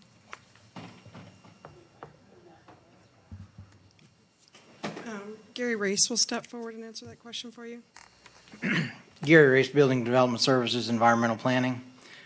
Basically, we have the same rules that will be in effect for mangrove protection, for wetland protection. What's in this element doesn't change that. Okay. Will this allow for the destruction of any seagrasses in Manatee County? Not directly. The question is whether or not, allowing fill material, as Mr. Gerstenberger stated, if you have fill material in an area, you get a storm, that sediment goes somewhere. It's going to settle in the shallow areas. We see that happening. We've seen all the beach renourishment. It picks it up and it moves it somewhere. So any amount of fill material that's out in the coastal area has that potential as it shifts. Okay. Valid point, though. Interesting point that the government itself adds more fill into a coastal area than any other entity, hands down, via beach renourishment. That's probably true. Yeah. And each of those cases has a lot of pros and cons when they look at those. Sure. So it'd be interesting that the government would allow itself to fill in a coastal area more than probably all of the private sector combined, but then this would prohibit private property owners from doing the exact same thing. It's interesting. So my next question to you would be, would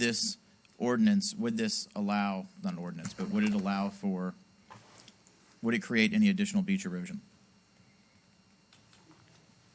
That's hard to say. He can't answer that. There's a lot of things related. You've got not just high tides, not just increased sea levels.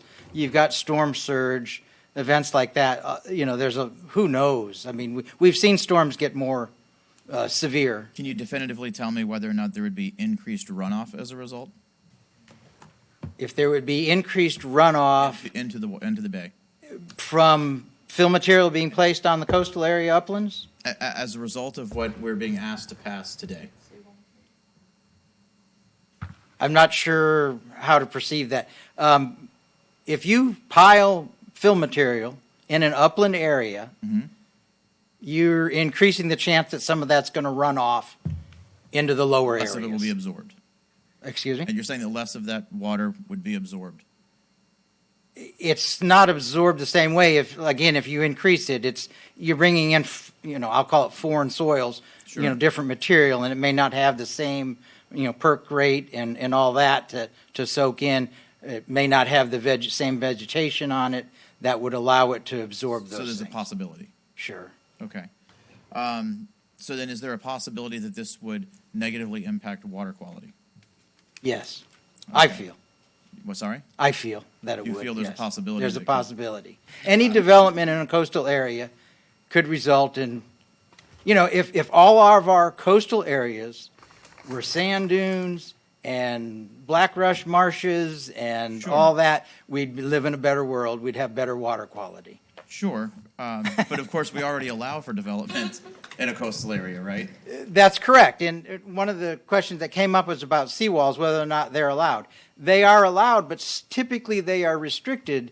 You've already got to have a seawall on each side of you Raise it. before you put one in there. We don't say, go into a completely new area and build a seawall.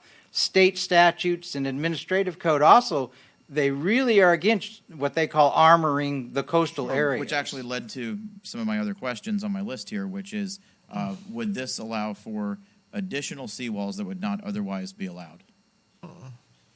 It specifically says to allow seawalls to hold back fill. True, but are we currently banning seawalls? It'd have to go through the same regulations that. So this would not permit additional seawalls that wouldn't I don't think it would open the door to a whole bunch of more, but it doesn't give staff the.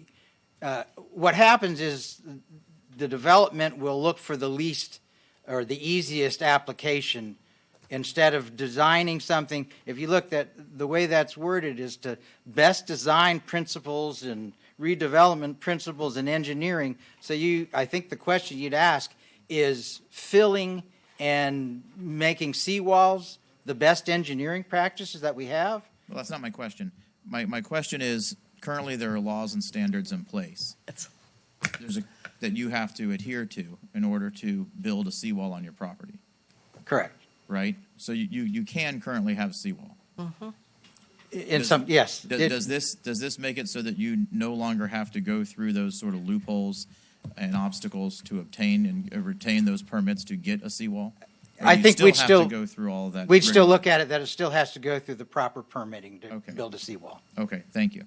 And does this, you touched on density, would this increase the current amount of density allowed in the coastal area? No.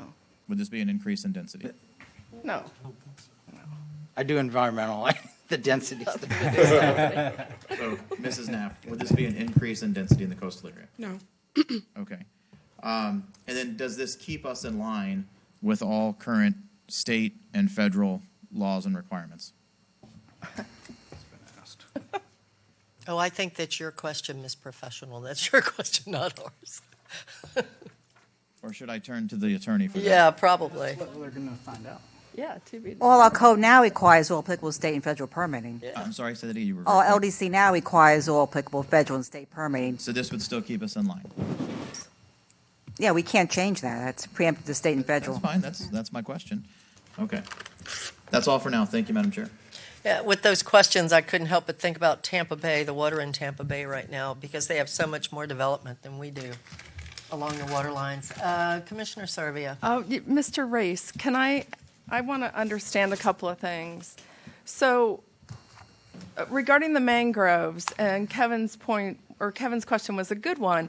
Of course, that's controlled, I think, by, is it DEP or the Army Corps that controls mangroves? DEP has. DEP, okay. So, yeah, we can't change state law up here. So DEP's laws continue to remain regarding mangroves. But if we allow a seawall up against the shoreline, is there a separation from the mangroves that's required? Because I know when you cut off the fresh water and the good flow of water, maybe I'm not describing this properly, to the mangrove roots, do you have a problem Do they die? I cannot imagine or remember a situation where we put a seawall at a mangrove fringe. Right. If anything, I think we'd have, and I guess maybe some of that is the interpretation of what a seawall might be. That seawall may be more landward than the typical seawall that you think of where the water lapping up against it. It could be more of a retaining wall that's on an upland portion that allows still a natural shoreline to allow the mangroves to grow. But do the policies that are prepared now address that? Do they say you have to be separated from mangroves at a certain distance? It's not really addressed that I saw. No, not specifically. Okay. All right. So, and seawalls. So I think I know that in our comprehensive plan currently, we do not allow new seawalls. We allow old seawalls that have crumbled to be fixed. We allow, in some cases, if the shoreline is already hardened on either side and you have one lot where there is no seawall, that would be an appropriate infill. But I think that those are the only seawalls that you could even apply for a permit. That's that the correct? only situations that I've seen, yes. Right. Okay.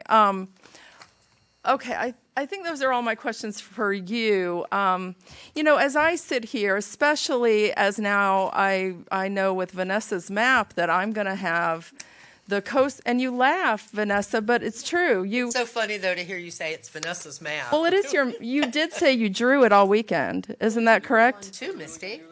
No, I didn't. Ask your question. Can we move on, please? Oh, I didn't mean to offend you. I'm just You're not offending me. calling it your map because you proudly said it was your map. Okay. Jeez. I'm sorry. Humor. No, this is not a time for humor. This is very serious to me. Okay. I think about the fishermen. I think about the scuba divers. I think about the boaters. I am a native Floridian. I grew up in Sarasota. This is why people love Florida. It is because of all of our water amenities. Now, I think we all know that. I don't have to tell all of you guys that. I sit here and think about what is the cost to the taxpayers if we allow seawalls in certain areas. What happens to the property values of the other areas that are along the coast? I think about my friend Bob Lombardo, and is friends with many of you, who has property on Palmasola Bay. What happens if his neighbor puts up a seawall and then his property is eroded? We got to be concerned about all of our citizens, not just some of them who want to fill land and put up a seawall to hold the land in so that they can develop the way they want to develop. I am a huge private property rights person. You guys know that. I have fought for private property rights just like Betsy Banak my whole career, since it was adopted, since private property rights came into effect. I strongly believe in private property rights, but I also believe in protecting our natural resources in the state of Florida, and I think we have an obligation to do that in Manatee County. We had 71% of the population vote to tax themselves to buy preservation land to preserve our old Florida properties. Why do we do that? In my opinion, because development is going crazy. It is going gangbusters. People come to us all the time and say, just stop developing. Stop approving this. We can't. State law does not allow it. But this is the balance that you get when you're able to preserve some of the more important lands. You're able to preserve that. There's a balance between the fast-paced growth and trying to save some of the very important things that may protect all of us in the future from storm surge. What keeps this community great? As a conservative, and I am a fiscal conservative, I believe in using our money wisely and preserving our natural resources. That's what conservation and conservatism is. Okay? Where is the logic? Where is the logic in approving something that is just going to benefit a few and not all? I was listening to the prayers, I always do this afternoon, and they said, please remember, from the least of us to the greatest of us, protect all people the same. I thought that was something like that. I thought that was so beautiful. That's kind of our role up here, is to look out for everyone. Sarah, what about the inconsistencies? Because with these new policies, we're going to have inconsistencies all over the place in our comp plan. And to me, that seems like it's going to lead to legal challenges. Because talk about wanting to be clear and transparent, you're going to need Ed Vogler to figure out what the heck the comp plan says. You're going to need him because it's going to say in one area, no new seawalls, and in another one, it's going to say we allow seawalls. I'm really concerned about that. Yes, of course, we have to be consistent with the state. As Commissioner Baugh said, yes, everything we do has to be consistent with the state. And if any of you have ever seen the state comp plan, anybody ever seen it? It's not this big. It's not, because it's really broad. It basically says, do the right thing, protect your people. That's pretty much what it says. Here's the state statute. Here's what it says. Encourage is an important word. Encourage the use of best practices, development and redevelopment principles, strategies, and engineering solutions that will result in the removal of coastal real property from the flood zone designations established by FEMA. Encourage. Doesn't say mandate. Doesn't say you have to do it. And what that means to me is you encourage it in the locations where it makes the most sense. Okay? You know, and I'm sorry for those of you that I'm boring, but I got to say some things. You know, people call me all sorts of names. People say, you're not our mother. Remember that for COVID? You're not our mother. Don't tell us what to do. Well, the state's not our daddy either, okay? We have got to do what's right to protect the citizens of Manatee County because the government ain't protecting us. Look around. Do you think the federal government's protecting us? Do you think the state government's protecting us? No. We have to protect Manatee County. I will not be pressured by special interests. I know that this is very controversial. I am going to work hard for the people of this community, all of them, not just the rich, but all of the people in Manatee County, here and tomorrow. My kids are the future generation of Manatee County. They want to stay here and grow up here. I think about them and their kids. To heck with us. We'll all be dead pretty soon. Think about the next generations. Okay? Think about Pat Glass. We're sitting in the Pat Glass chambers. What would Pat Glass do? What did the history of Republican commissioners that sat up here for a long, long time, what did they do? What did they do? They were forward thinking. They built the dam. They dug Lake Manatee. They did things for the future generations of this community. And because of that, they weren't reelected because people didn't like it. Well, I'm sorry. I'm going to do things that are right for the future generations of Manatee County, too. I've heard from enough concerned citizens that have said, please, please help us. And I am going to advocate for everybody, not for special interests. So I am not in support of your motion. It is going to hurt the community. I'm not going to support it. Thank you. Commissioner Bellamy. Serbia.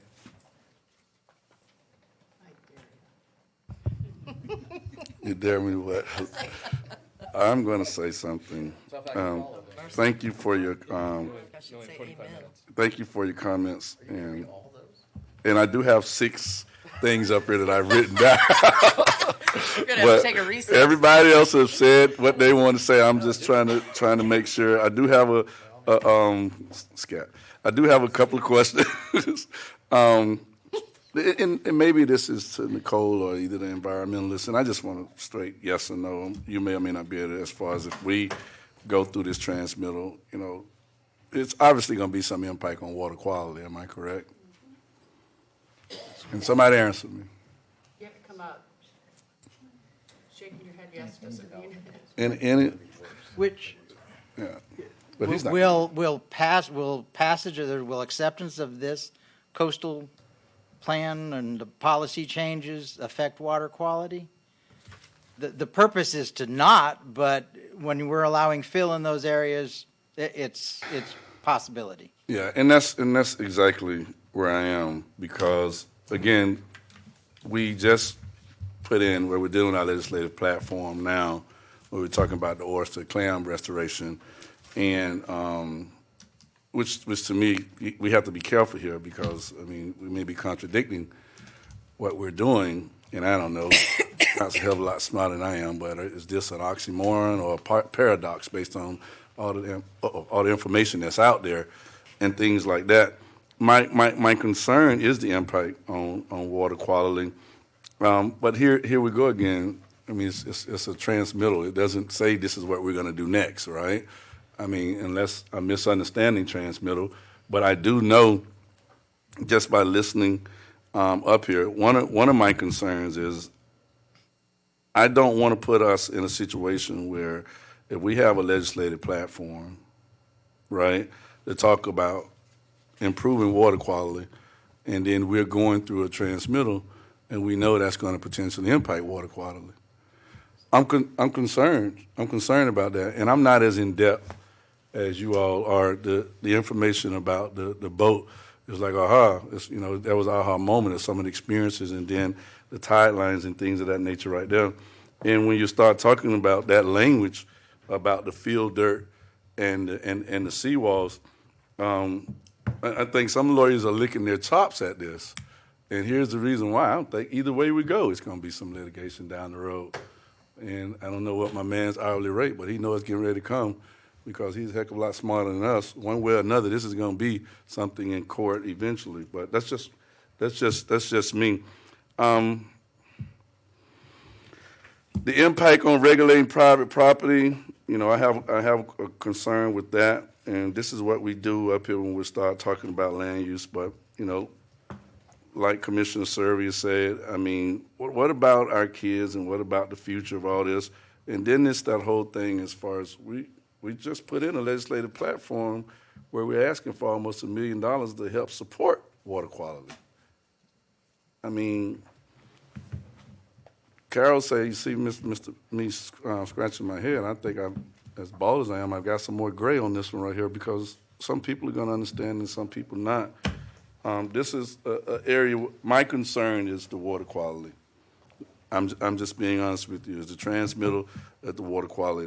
That's my concern. Whether I support it or not, that's what my concern is. But we have all these regulations, all these steps and things that you have to take place when you start developing around that. And every development, some way, one how, is going to impact, you know, water quality. Because when you start developing, you're going to have water runoff and all those type things right there. So, tough. I just don't know where I'm at on this one just yet. Commissioner Whitmore. I'm not an expert in this, but I've been involved with science for about 44 years now. So I do believe in the science. I have been on Sarasota Bay Estuary for years. I have Ed Childs and General Patterson put me on the first board for when we started Solutions to Avoid Red Tide, when they invented that yellow bullet to go out and detect red tide. I've been involved with all that. I have seen the bay improves the best that it's ever been 5 years ago, and now I wouldn't swim in it. So I have seen it go down. I'm a big one for property rights. I actually got, with David Zaccanito, Ungarelli Preserve. I voted on Robinson's. We have Grassy Point that I voted on as a city commissioner in Holmes Beach, and Geraldson's. I'm totally, and we did all that because it was along the shoreline, to protect the shoreline. So that's where I'm coming from, friends, who's ever listening. Again, I have no problem with the fill. My city, they're doing riprap now. Is that even part of this?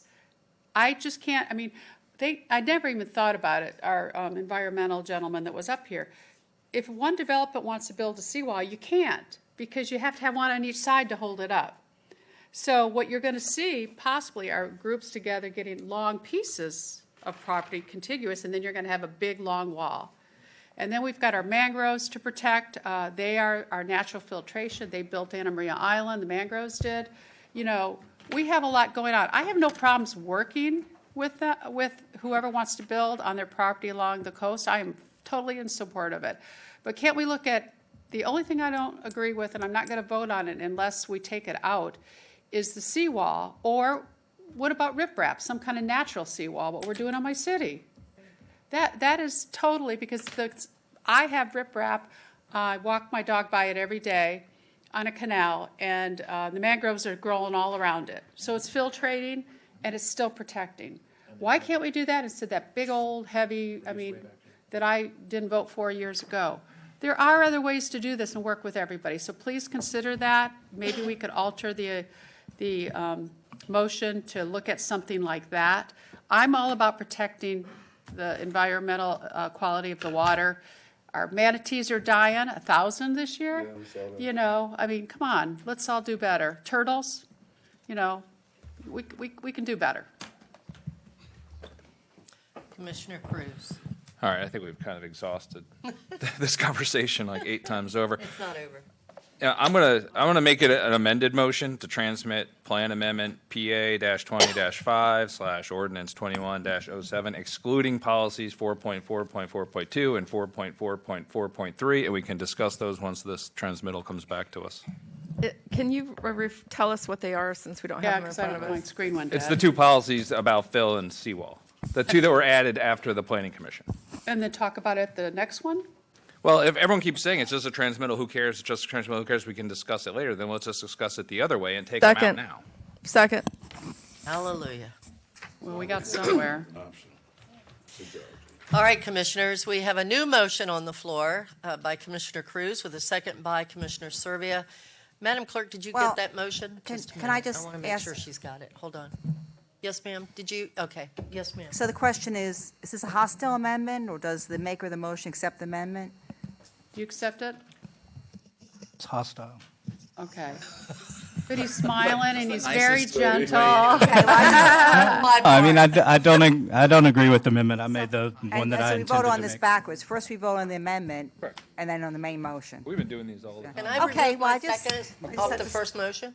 Yeah, you can. Which is I made the second on the first motion. Can I remove my second? Yes. I removed my second. We agree, Vanessa. I'm just trying to move forward. This is ridiculous. Madam Chair, I'm on the board. Yeah, we're all on the board I'm going to again. call, no, I won't. So much for trying to Commissioner move Van this forward. Ostenbridge, Commissioner Serbia, and then we are going to vote on the And- motion that's on the And floor. Madam Chair, Your staff's raising their hand. Just I a just minute. wanted to make, before we do the final vote, if Nicole can clarify whether we've moved the correct policies or anything else has to be changed. That's a good Are those the only Yeah. two that were, Those to are, take those out? are the 2 correct policies, 4442 and 4443, but Right. that's not why my hand was up. I have a question of clarity Go for ahead, Nicole. Sarah. I think if I understood Commissioner Cruz's motion correct, he said remove them to transmit and then discuss them at the adoption hearing. I don't Did? think we can do that. If I maybe misunderstood what you said. I just meant remove them for transmittal, but the point was if we're just transmitting and coming back, can't we have further discussion in the interim? And Adam? I don't think you can add additional language and come back I for an can? adoption Okay. hearing. Well. That's what I'm asking Sarah to confirm. That's fine. I'm okay with that too. Information, though. well, I was going to suggest if we would go in this route that if you're going to, you can treat that as a separate amendment. In the Okay. future, that would go through, Okay. like, if the board decided to change those policies, to do that in the future, because other policies have to be changed as well. There are a number of policies refer to seawalls in this comp plan. Okay. So you And have that's to a bring big it back. policy discussion of itself, as you can just see right now. I stand by my motion. Okay. All right, Commissioner Van Ostenbridge, Commissioner Serbia will be after that. Okay, so, and if I may, so my question is, I heard two statements, and maybe I heard staff incorrectly, but I thought that I heard staff say that seawalls are currently, you have all these hoops to jump through, right, and permitting process that has to be dealt with, but that you can currently obtain a seawall in Manatee County. Is that true? And the reason I ask is I also heard Commissioner Serbia say that you cannot get a seawall in Manatee County. You can get seawalls in some situations. There you go. Okay. Basically, we look at it, if there's a seawall on each side of you, you can extend it through your property. You can do repairs. I have not seen in the few years that I've been here where we've put a new seawall into an area that did not have seawalls. Okay, and this would allow that? This says specifically to allow seawalls. Right. Okay, but we already allow seawalls, I guess. So what is the language currently is my question. You say you haven't seen it, but the question wasn't have you seen it? The Well, question is but it allowed? now What's you've the got law? something that specifically says that will allow seawalls, so it would be hard for staff to say, we won't allow seawalls here when someone comes in. it'd have to get either way, whether But if what we something do is now, it currently has to allowed- go to the state. If something is currently allowed by law, are staff currently telling residents that they cannot build seawalls on their property, even if it's allowed by law? New seawalls. For new She was saying, seawalls, like- yeah, we don't, there's a restriction. You can't have them unless, Okay, so maybe my comment should go to Sarah. Sarah, are you, I don't expect you to just like totally pull this out of your hat, but Maybe.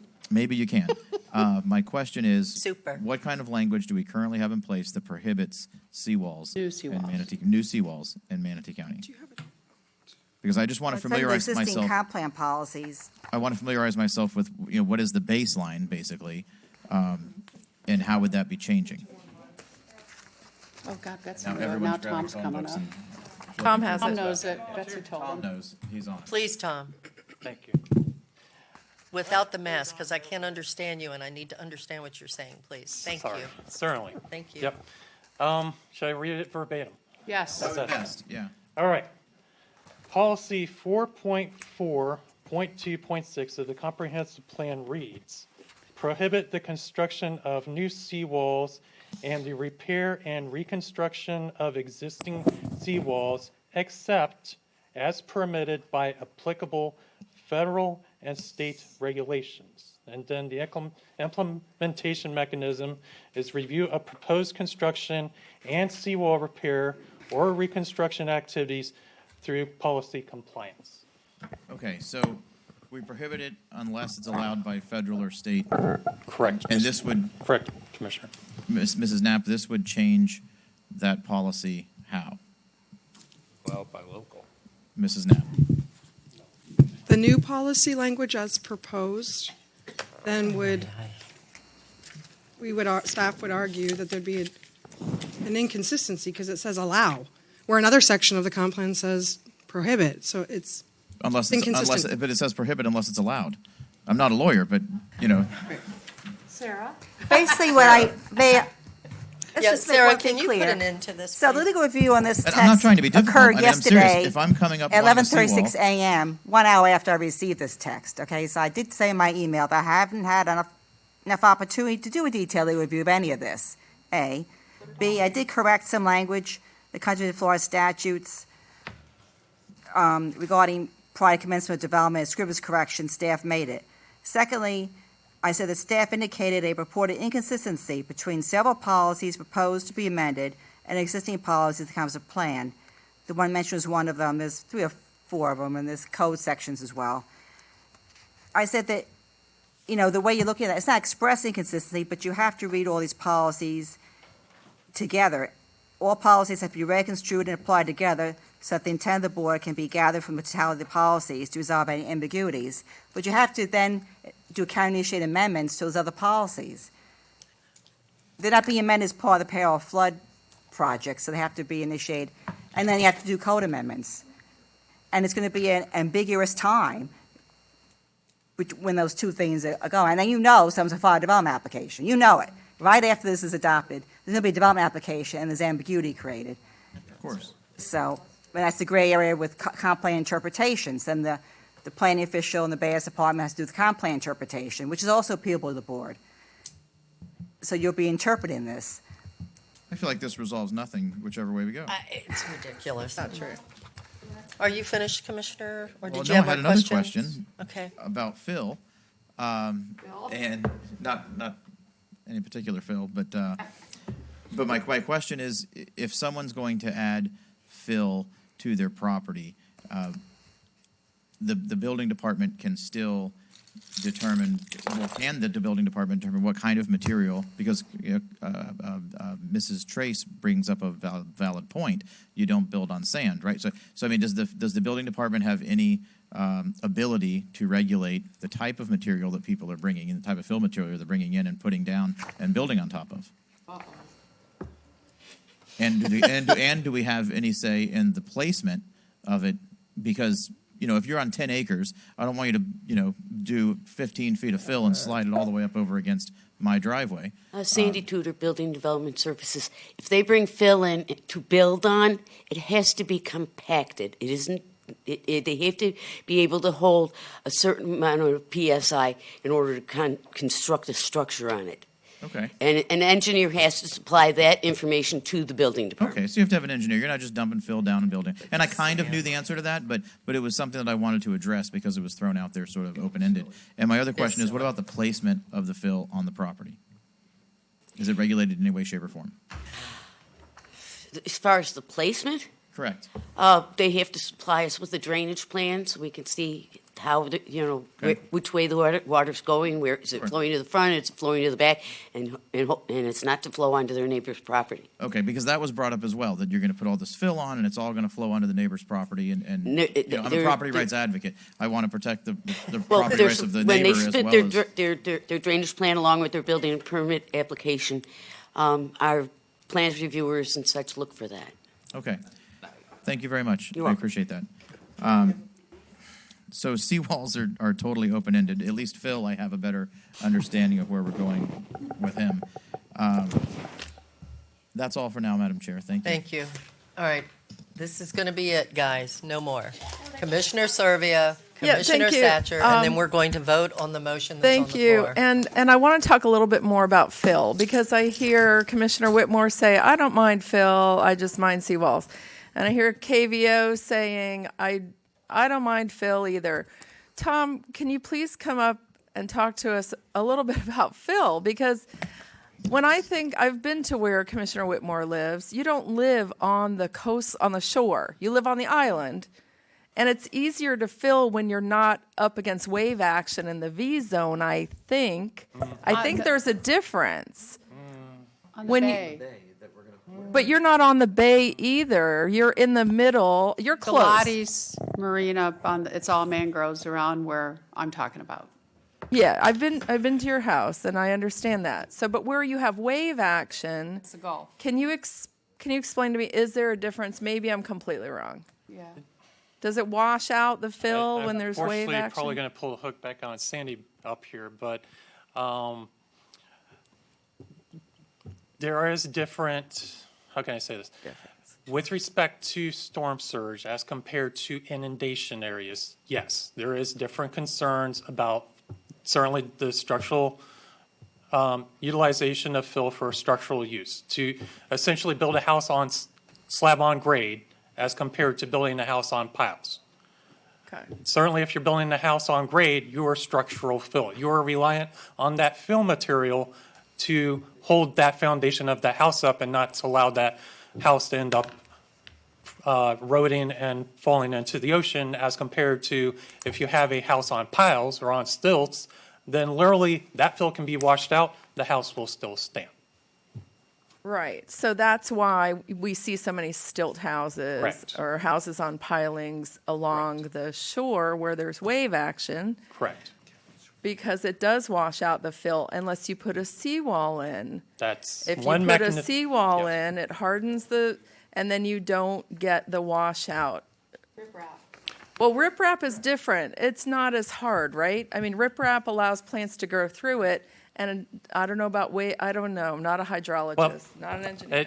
And frankly, as an engineer, I find today entertaining because we're speaking totally about engineering today, is what it seems like. But that all being said, yes, there are certainly different mechanisms for shoreline construction. You can utilize seawalls. You can utilize armoring techniques, which Commissioner Whitmore brought up would be as far as riprap, stabilization, revetments. It doesn't necessarily need to be a seawall per se or a retaining wall to hold back fill. It can be armoring techniques that are utilized to essentially slow down, or you're basically absorbing the storm surge by utilization of armoring techniques such as riprap. Okay, that makes sense. Okay, thank you for that. All right, so I am going to support the friendly motion that was made. It was not hostile. It's called friendly, actually, I think, by definition, but sometimes it feels hostile. You can call it whatever you want. We don't care. So, It's okay. so I'm going to support that because I want to meet the deadline of December the 1st, and I want to submit something to the state. And I'm happy if we can remove the seawall and fill requirement. But I will say this, we hired a consultant to do a job, and then we dismantled everything that he recommended and we didn't follow it. I just don't like that that has happened. We will have other opportunities as we talk about the CEA and the CPA and all of these other layers of the coast. And I think we need to do a better job of protecting the coastline and looking 50 years ahead and not looking at what's going on today and what certain businesses and individuals may want. We need to think more globally about the future of Manatee County. Thank you. Commissioner Satcher, do you have anything new to add, sir? Trying to move this forward. No, ma'am. Okay, thank you. Commissioner Van Ostenbridge, anything Thank you, new Madam to- Chair. Yes, so I'm looking at the map, and there are, of course, especially on the Manatee River, but there are quite a few residences where they are on open water, and they do not have a seawall. But I do not see any, and there aren't any mangroves, but I am not seeing any large pieces of property, right? Whiting Preston, sorry to throw names out there, but Whiting Preston and Baroof seem to own the big pieces of property that are on the bay. Both of those, all of those properties are completely lined with mangroves, which would remain be untouched shoreline. They would not be able to destroy any of those mangroves. So I don't see where a large seawall is going to be put in on open water. So that brings us down to individual property owners who have property on open water, most of whom have mangroves, but not all. So then if we're looking at those specific people, I'm sort of torn here, right? You know, no, I don't want additional wave action. But at the same time, I'm a realtor. We're the largest property advocates rights group in the world, and we're talking about individual private property owners' ability to protect their own property. If your property is eroding away into the bay or into the river, well, yeah, you should be able to protect your property. You have property rights. And valid point by the engineer. You don't necessarily have to build a seawall. You could, as he said, armor it was his terminology, and you could do riprap, and I like riprap. I prefer riprap. It drastically reduces wave action, and by wave action we mean seawalls repelling waves directly back out into the bay. So yes, I do like that, but people have the right. We're talking about small individual property owners, and they have the right to protect their property. This is a concern to me from a property rights standpoint. And as far as the consultant goes, yeah, we hired the consultant. They were hired to give their opinion. They were not hired to do the job for us. Ultimately, it's still our responsibility. We're the decision makers here. So I don't have an issue with going against a consultant now and again. Anyway, that's where I am for now. Thank you, Madam Chair. Madam Chair, I'd like to call the question. Second. Yes. And Madam Chair, I have one question for staff. Yes. Well, sorry. Question has been called. Same question I asked before. I'm not sure it was answered. I don't know. I'll have to ask my attorney if this is allowable. I know. Is that after, acceptable to go before when the question's been called? Not part of the government. Madam Attorney? Yes. Okay, go I'm ahead. not deliberating. All right. Nicole, policy 4.4.4.4 refers to fill materials and seawalls. You read that. It's a long policy, so it's hard for me to read it quickly. Is that okay to leave in light of this latest discussion? For the record, 4.4.4.4 says require new development and redevelopment to employ site development techniques that reduce flood losses and claims made under flood insurance policies, including structural and non-structural site development techniques such as grading of real property and fill materials added to the real property, or use of appropriate materials such as seawalls and revetments to withstand inundation, minimizing flood damage to structures through flood-proofing techniques and strategies. Does that answer your question? Well, do we have to take out reference to fill materials and seawalls? Because we just had a discussion on that. Correct. We either need to revise the language in 4444 or strike it as well to be consistent with Commissioner Cruz's motion. Well, Madam Attorney, I'm going to go ahead with the question being called and take the vote. Okay, yes. Okay. The question has been called by Commissioner Cruz. Commissioner Bellamy. Second by Commissioner Cruz. All in favor, say aye. Aye. Hallelujah. It's just the question. Call the question. Okay. All right. So it is approved unanimously. All right. So now we're having a question about if something else needs to be removed. Is that Going correct? to amend my motion to meet the intent of my motion. And what is Last that? question. I need a reading. All right. Well, then I'd like to amend my motion to exclude policies 4.4.4.2, 4.4.4.3, and 4.4.4.4 for transmittal. Okay. Do you accept that as the second? Yeah, I'm fine with that. Okay, yes, thank you. All right, the motion has been amended. Madam Clerk, did you get that motion? All right, we're going to go ahead then and vote. All in favor of the motion by Commissioner Cruz, second by Commissioner Serbia, say aye. Aye. All opposed, nay. Nay. It is approved 6-1 with Commissioner Satcher being the nay. Thank you. We're going to take a 10-minute recess and be back. Thank you.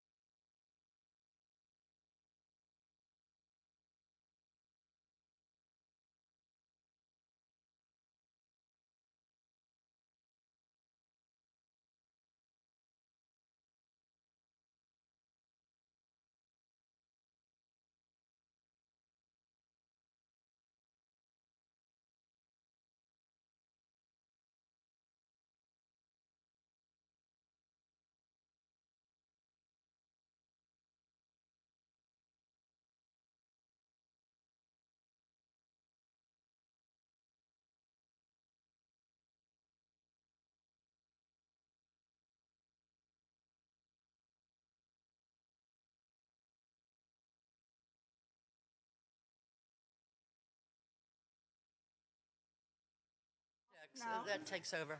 Which map? All right, the meeting is now back in session. We're going to go with item number 1. Lisa, would you like to introduce it, please? Yes. Item number 1 is PA 2102, ordinance number 2126. This is a county-initiated comprehensive plan amendment for the creation of a property rights element pursuant to state statute.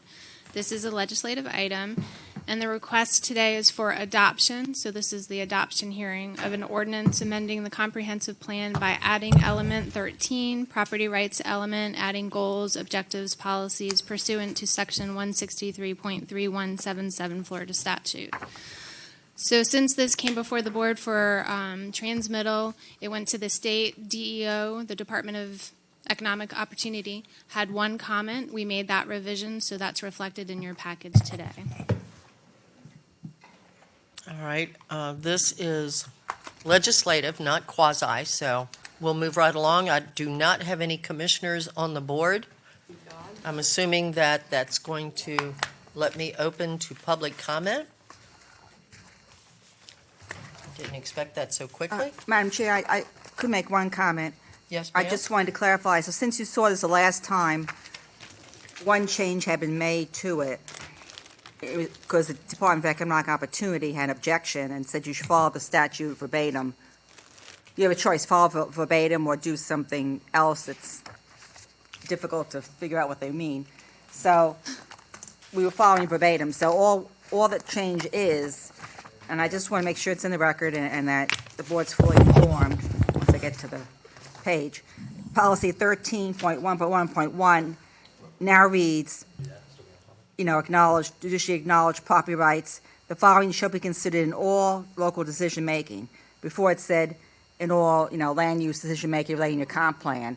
But the statute says all, so we put all. And I don't see a big legal issue with it, but that's the only change that's been made. And that's only because due to objection. Before I open to public comment, Lisa, is there any more of a presentation that you'd like to give on this, or just move forward? No, ma'am, that's it. Okay. I'll go ahead and open to public comment. I have several cards here. The first one is Mark Vandere.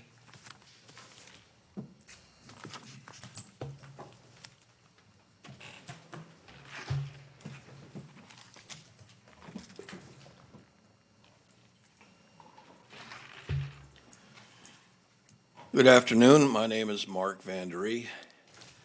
Good to see everybody refreshed after that break. This won't be long. I just wanted to make a few comments about property rights in the state of Florida and what you're about to do here. I believe that the county, our county, has been going head over heels the wrong way in addressing property rights. Now, I am a landowner. I've owned property here in the county for over 20 years. I grew up in Sarasota. Been here for a long time. And I've seen the zoning change over the years to where, you could put a trailer and a pig farm next to a public school. Right next to a church, you could have a brothel. I mean, anything went. It was pretty crazy, and that had to tighten up a little bit. And I am a believer in property rights, but I also believe that there are limits to my rights when my rights infringe upon my neighbor's rights, or when my rights of my property infringe upon the natural order that surrounds me, which affects the critters and the balance of nature. There has to be some safeguards to prevent property rights from going overboard and having a negative effect. The earlier discussion about the perils on the coastline, flooding, the discussion Commissioner Van Osterbridge talked about the seawalls. And I used to have property had a seawall. I got rid of it, put riprap up. Okay, my property was eroding. It was going into the bay. but I saw that the seawall, when it reflected the waves, it was tearing up the oyster beds. It was killing it. And I did lose some property with the riprap, but it was really, really worth it. It was worth it to me that my property rights were not killing the bay and the oysters that the fishermen were relying on for their livelihood. It was not turning it into a cesspool. And I think we need to be mindful of overextending certain property rights to the detriment of others and our nature. Thank you. Thank you, sir. I have one other on this item, the first item, and it's Jay Taylor. You put me on the wrong one. No, you put number 1 on there, but You told me, I'm sorry. you want number 2? Yeah. I knew it had to be. Thank you. Okay. All right. Is there anyone else in the public that would like to come forward and speak on item number 1?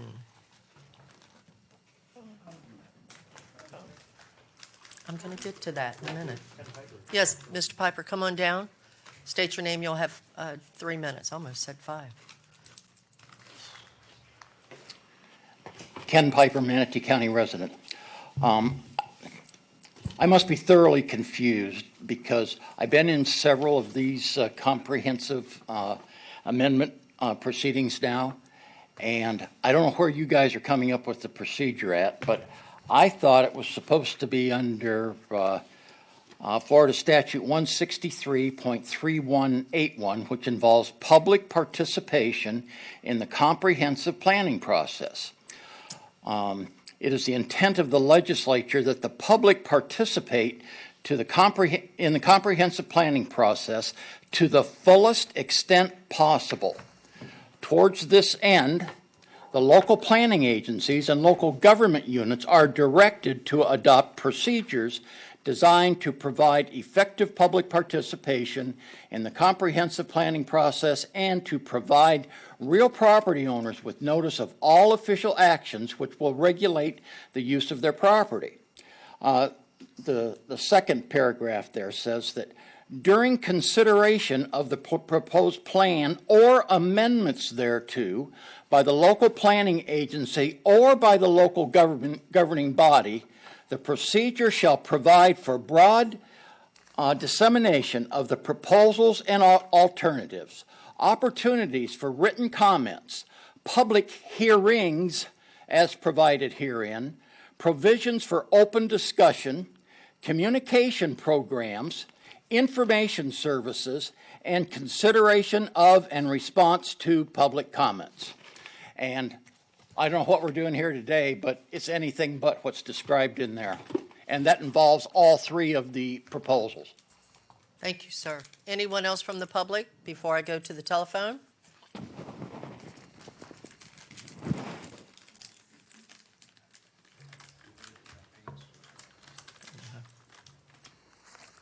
State your name. You'll have 3 minutes. Thank you again, Commissioners. To back up a little bit about what Mr. Piper said, I think one of the things that we have, that I've mentioned before, and that we could see as evidenced by the attendance at this meeting, we do have rights and responsibilities as citizens to participate in our local government. And, you know, we're looking at each of you representing 70 to 90,000 residents. And when we have these issues with land development, I'll wait. When we have these issues with land development, I think that we have to work a little bit harder at encouraging the public participation and disseminating the information out there to the public, because it's not really anything to be that proud of. If we have these meetings, we have land use meetings, and you have the degree of participation, I'll wait again. I would suggest you move on. I can move on, but I believe it gives to give 3 minutes of undivided attention here. That would be respectful. Now, we need more public participation to give ourselves an opportunity to understand the process and the system to make your jobs easier to help us help you. And it is nothing to be proud of to sit here and have a meeting when you do not have public comment, when you have as few people that could show up and stand here for 3 minutes of your undivided attention to get our points across. And I think that is very, very important in many of the things that we have under consideration today. And without having that oversight, without having that participation, without having that education, what are you really representing if you don't know? So let's work a little bit harder on getting that participation from the public, the education in the public, so that you could make more informed decisions to be representative of the public. Because we have approached development at so rapid a pace that no one can keep up. And that doesn't make for the ability to govern well or the ability to be governed well. So in everything that we do, when we consider land use issues, remember the pace at which we are going and that we are moving out of the era of growth and into managed growth. And that needs to be a mindset that I think we all could work together a little bit better on. Thank you. Anyone else from the public like to come forward? Any phone calls, ma'am? We do have one caller. Caller 380, please state your name for the record. Hi, good afternoon. Garrett Ramey. How y'all doing today? Okay, so I was hoping to comment on that seawall, but I guess you opened comment prior to me chiming in. I'm hearing a lot of conversation here from all the commissioners about water quality and property rights, and yet we're not seeing any of that representation whatsoever. We just hear the talk. Now, I don't think I've given Commissioner Serva enough credit because today, I mean, she was pretty much in alignment with what's going on, but she's only 3/4 of the way there. Now, what you guys did to me with my property rights with Mosaic and the phosphate mining and what you did to all the residents out here, I mean, you want to talk about property rights? No regulatory taking for this industry, no oversight, and this is the kind of problems that we continuously run into. Now, Kevin covered, Piper covered quite a bit. And also the first speaker, Mark, about the safeguards. Where are the safeguards? And these are the conversations we should be having before we start discussing moving land here and there. And I also exposed quite a bit of what's going on. And I mean, what are we going to do? It's out in the open now. I mean, are we actually going to address the real issue of the development here and who's in control? Are you going to show us who's in control? Because that's what we need. We're looking for leadership. I mean, Kevin's comments in the last session, it sounded like he was just setting up Bruce a secondary strike on us. And that's concerning because we're not hearing anything about the constituents' concerns. And Misty did cover that today. And even Carol did.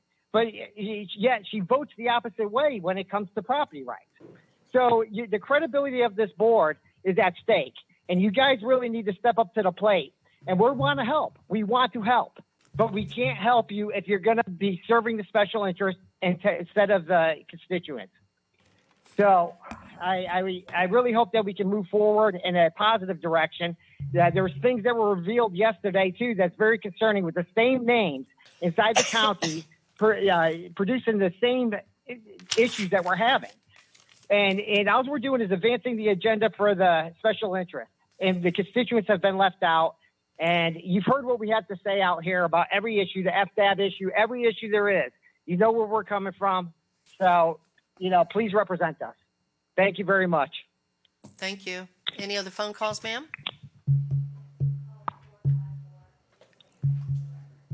What is that noise?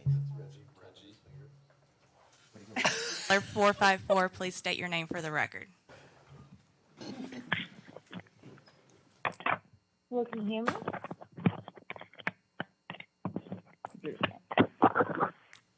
My name is Charlene Gao, and I'm a resident of West Barrington.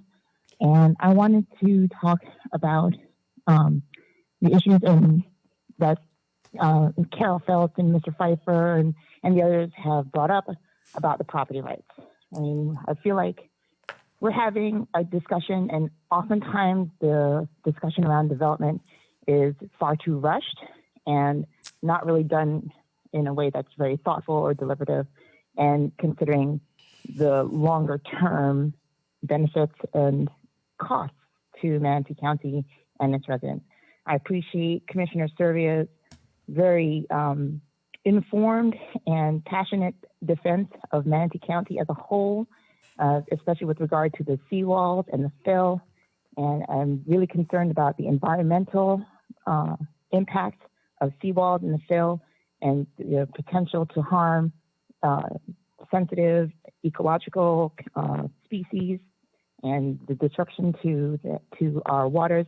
I'm concerned that if we put up seawalls, that if we have Carenia brevis getting worse, the red tide. I haven't heard any discussion about that, and I appreciate that these questions are being discussed. But on the issue of property rights, again, yes, we have rights, but there's also responsibilities, and I feel like we're not putting much thought into the future as to what those obligations are going to be, because we have like the building that fell on Surfside. The owners who are the current owners of those condos had no idea what the cost would be in real time as to what happened when the building actually ended up falling.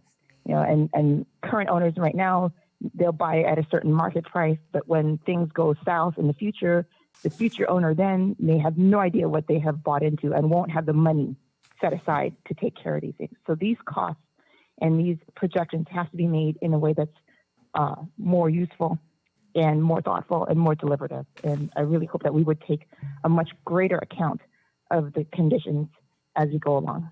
And that's my comment. Thank you. And caller, Thank will you you. please state your name for the record again? It's Charlene Dow. Thank you. What? Dell. Okay. Thank you. KOW. Any other phone calls, ma'am?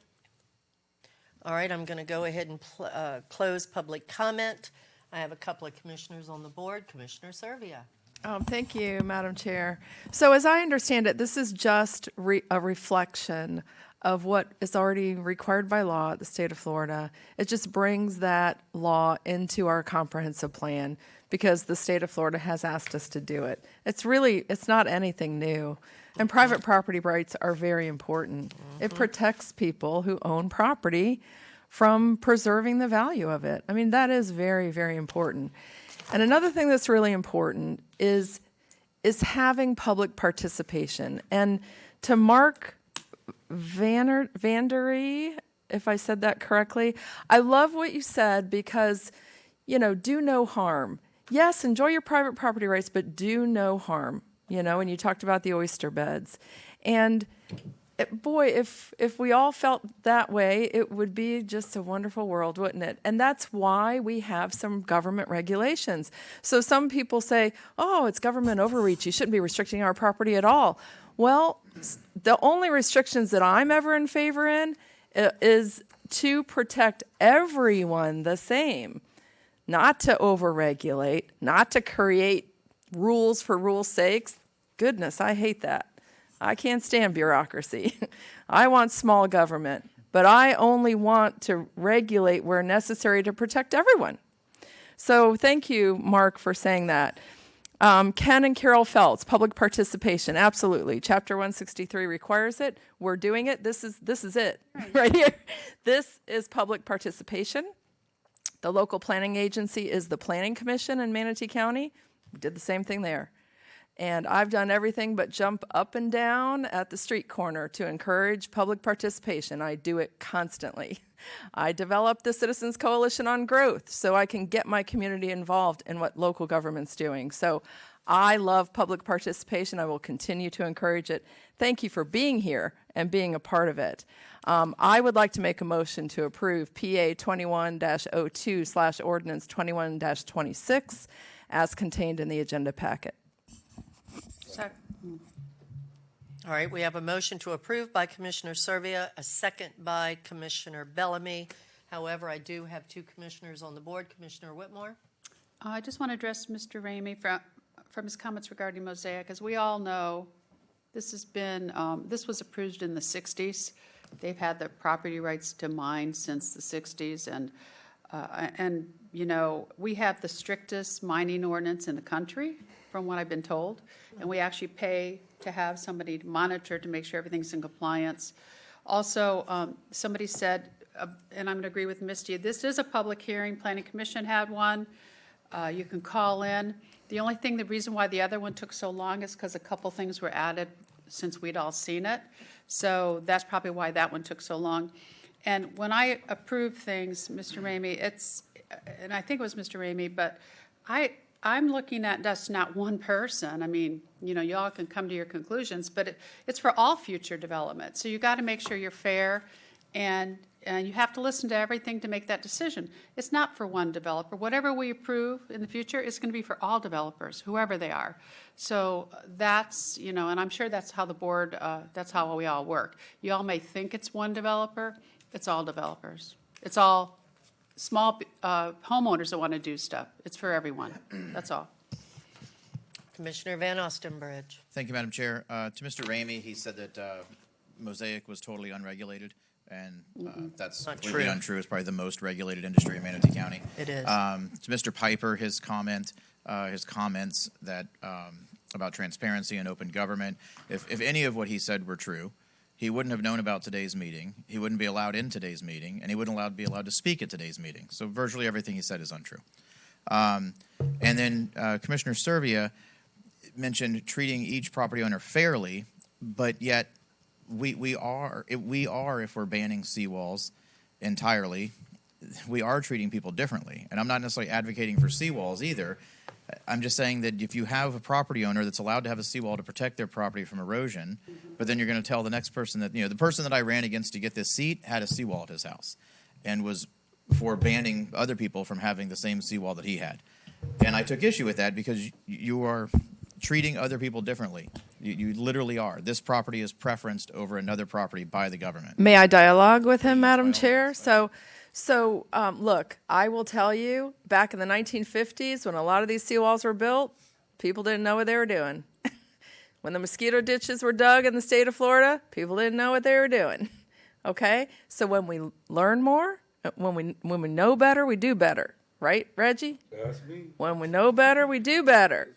So everyone has a right to use their property, and that doesn't change if you have a seawall or not. I thought we were past the seawall conversation, but you brought it up, so we're obviously not. But So- I'm just saying they still have a right to use their property. But they have a right to protect their property. Yes, they do. It can still be protected. Come back on Mangroves, this project that we're riprap. talking about right now, please. I didn't bring Thank it you, Madam up. Chair. I'm just You responding. absolutely brought it up. I was replying to I your didn't comments. bring up seawalls again. No, sir. Brought up equal protection of property. That's correct. I'll always advocate for that. Politics is wonderful. Commissioner Serbia, did you finish, or do you have something else to add?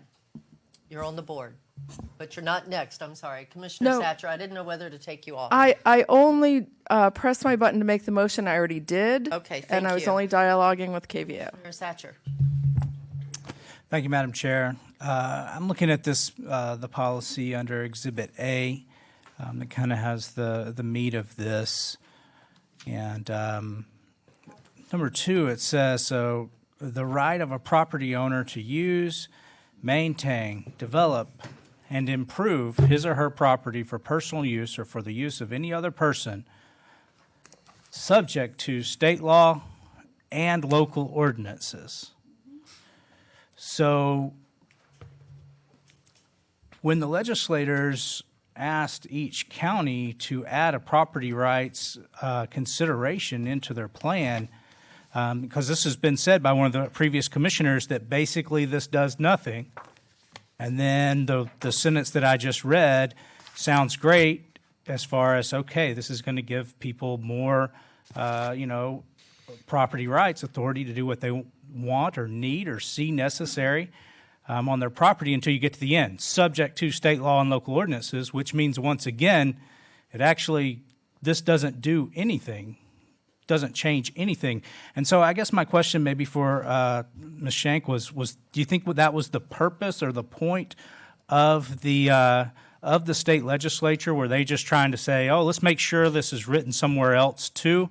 Or were they actually intending for us to codify and give people more autonomy over their own property? Well, the way the text is written, it's consistent with case law, constitutional case law. So it's not exceeding what the case law already gives the property owners, and we can't exceed what the courts already gave property owners. What it does do is by locating it in the comprehensive plan, there is a cause of action to be challenged for acting inconsistent with the comprehensive plan. So let's say the county denied a development approval. It's not inconceivable that the applicant who has project denied could challenge it being inconsistent with this element. It just raises it to importance of being in the comp plan. So I think it does create some legal issues that may lead to future litigation. We'll see what the courts say about that. If the courts say it's nothing, or the courts say, oh, hey, wait a minute, it's elevated to a higher level. But it sounds like it very well could increase people's, It's at a higher property level. rights because it's here. Yes. So it does change things. Yes. Hopefully, it will change things. Well, then I'm all for it. All right, that being said, I have no other commissioners on the board. We have a motion by Commissioner Serbia, a second by Commissioner Bellamy for approval. All in favor say aye. Aye. All opposed, nay. It is approved unanimously. Moving right along. We're on a roll. Right along. Yeah, I love politics. Okay, item number 2. Lisa. Item number 2 is Plan Amendment PA 20-16, Ordinance 21-12, Lakewood Ranch Communities LLC Northeast Expansion Text Amendment. This is a privately initiated text amendment. This too is legislative. This is also for the adoption hearing of a privately initiated text amendment to amend Element 2, future land use element, to amend Policy 2.1.2.2.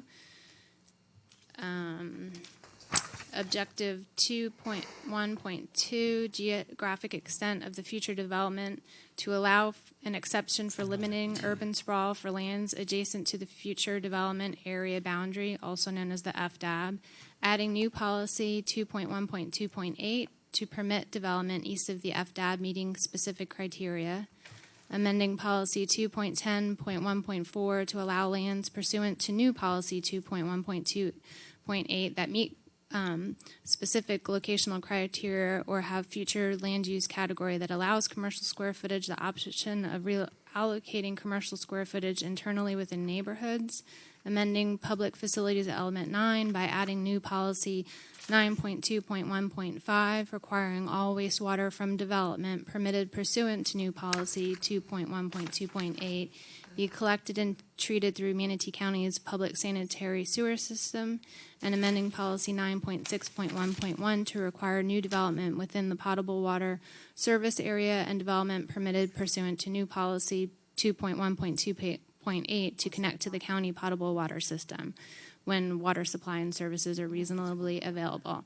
And we do have the revised language in your update memo. The only thing that is different is the whereas clause, and the applicant can discuss that change. For the applicant, we have Caleb Grimes. We just 1 10-minute, not several 10 minutes. Just 1 10 minutes. No, there's 2. Sorry, go ahead, Caleb. Having a Okay, little thank you. technical difficulty up here. Thank you. I am Caleb Grimes. Pleasure to be here. I am with the law firm of Grimes Galvano, and I'm here representing Lakewood Ranch Communities, LLC, or LWC, LLC. We have Mr. Tony Shafalo with us, who is out here from that company. And before I get started, I do want to just thank your staff for the hard work on this and working on putting all of this together and bringing it to you, especially Lisa Wenzel and Bobby Roy, who worked hard to make sure that all of the things that y'all have been talking a little bit about, like advertising and getting it all done right to be here, were completed. And I want to thank Kyle Grimes and Katie Labar, who worked hard at putting all this together as well. Because this is the adoption hearing, and you've heard this all before, I'm not going to be lengthy, but I do want to go over a couple of things. This came about at the request of Lakewood Ranch, the developers of Lakewood Ranch. And as you know, Lakewood Ranch has become the #1 mixed community in the country. It's pretty impressive, and that has been due in great part to its wonderful planning, including planning for and construction of a diverse development of residential and non-residential, with the construction of schools, parks, churches, roads, utilities, fire stations, trails, everything one would want in a community, and it's reflected in its reputation. And the county has been instrumental in helping to make this happen through your rules and regulations and going through the processes. But Lakewood Ranch is nearing its build-out, yet it still has a lot of infrastructure and capacity in its infrastructure that would allow future development of residential.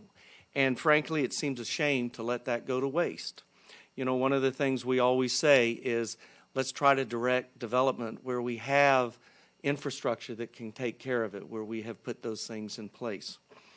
And so the proposal you have here today is to amend the comprehensive plan, the text of the comprehensive plan, that will allow an additional exception to the prohibition of developing east of the future development area boundary.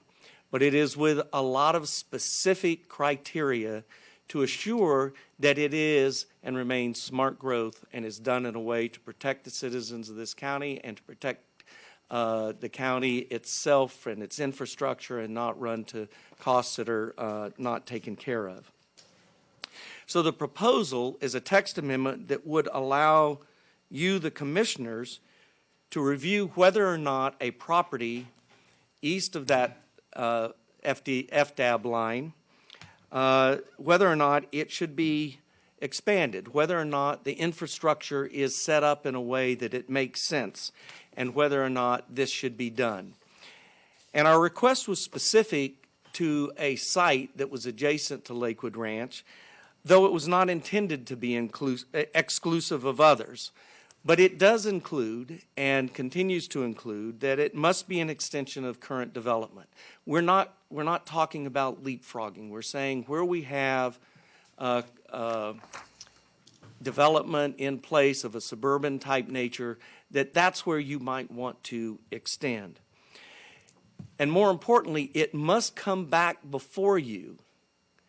Whatever we want to use this text amendment, it must come back before you for a comprehensive plan land use change. That is a legislative action on your behalf. It gives you the broadest discretion to decide whether the property makes sense or not. And along with it, excuse me, it has to, the developer has to supply the needed infrastructure for that development and prove it to you. They have to prove it to you that they can do it and will do it with a local development agreement. And so those are the things that are very important to this, that allows you to look at it. This does not allow development, it allows someone to come and talk to you about whether or not it makes sense. So we did our transmittal several months ago, and we talked about this. We had a lot of comments there. We got our comments back from the DEO, the state, and there's no issues there. And now we're at the adoption, and that's why we're here today, is for the adoption. Well, two main questions or concerns, in my mind, were raised at the transmittal hearing. And we promised you at that transmittal hearing we would address those, we would talk to people in the public, we would come back to you with some things on that.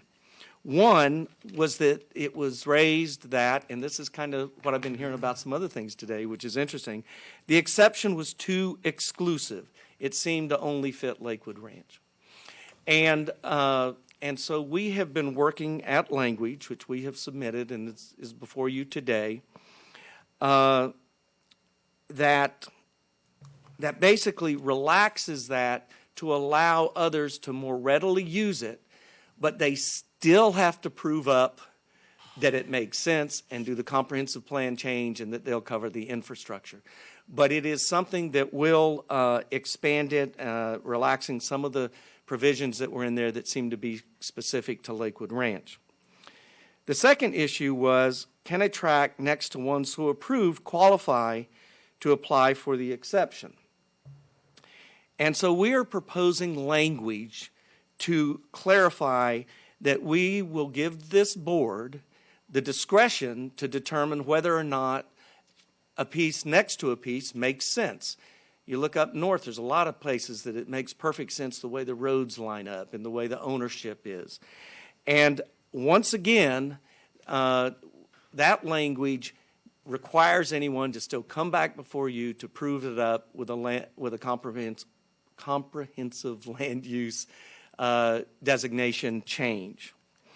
And so this language has been submitted to the board. It is in your package. I'm not going to go over all the language with you right now, but it accomplishes what I said while saving those items of it that we thought were very important. So I think we've addressed those concerns, and we ask that you approve the text amendment to the comprehensive plan. And I want to make sure that what we're asking you to approve is the revised language that was attached to the proposed ordinance that is in your plan. There was one minor change to it to just clarify the issue on number 2. So we ask that you approve that. And again, I don't know how many times I can say it. This does not approve development beyond the line. It approves an exception that can be brought before you, and it has to be done in a way with a planned development where you can look at buffers, you can look at roads, you can look at setbacks, you can look at density, you can look at all of those things to assure that it makes sense. Basically, this is smart growth. This is encouraging smart growth. It's encouraging that infrastructure is available, that we're doing things that make sense. And so with that in mind, I'm going to finish my presentation, and I'll be glad to answer any questions that you may have. Thank you. Thank you. There's nothing else, Caleb, to add at this point? No, I'm good. Okay, just want to make sure. Okay, Commissioner Serbia. Yes, thank you, Madam Chair, and thank you, Caleb, for that explanation. And so here's what I really love about this amendment. This amendment creates no risk to the public at large. This is, you know what this reminds me of? This reminds me of a form-based code. 20 years ago, we didn't know what a form-based code was, or maybe 25 years ago. We didn't know what that was. And we decided, hey, if we could just take the uncertainty out of development and say, if you do A, B, C, D, and E, then it will be appropriate. And so that's kind of what form-based codes do, right? So when you look at a comp plan or a rezone, some of the things we have to look at is the timing appropriate? Is it a logical expansion of the zoning? Is it going to interfere with any planned infrastructure improvements? Is there infrastructure? Is it smart and sustainable? You just, by crafting this, what you did is you kind of took all of that thought process out of the equation. It's already been done, because if you don't check off those boxes, you can't even apply. And then there's still an extra layer of public involvement through the rezone. So that's why I really like this, and I really love the way it's been refined through the process. I think it's gotten better and better. Thank you. Commissioner Whitmore. Caleb, I just wanted you to confirm or not. From when Lakewood Ranch was built, I remember it was dirt road at one time when I used to drive up to it. You had to stop. You couldn't go all the way through to 70. They tapped into the infrastructure west of that property, correct? Lakewood Ranch? Lakewood Ranch, in its development, has, I guess tapped into is as good a word as any, but has one that has expanded the infrastructure to Lakewood Ranch to connect into the county's system. Lakewood Ranch is all part of how we require all development today to, virtually all development, to tap into the county system. They're tapped into the southeast plant. Right. They're tapped into the water coming from the dam that is right north of them. And they connected their road systems and built, I suspect Schrader Mantee has built more roads in this county than anybody.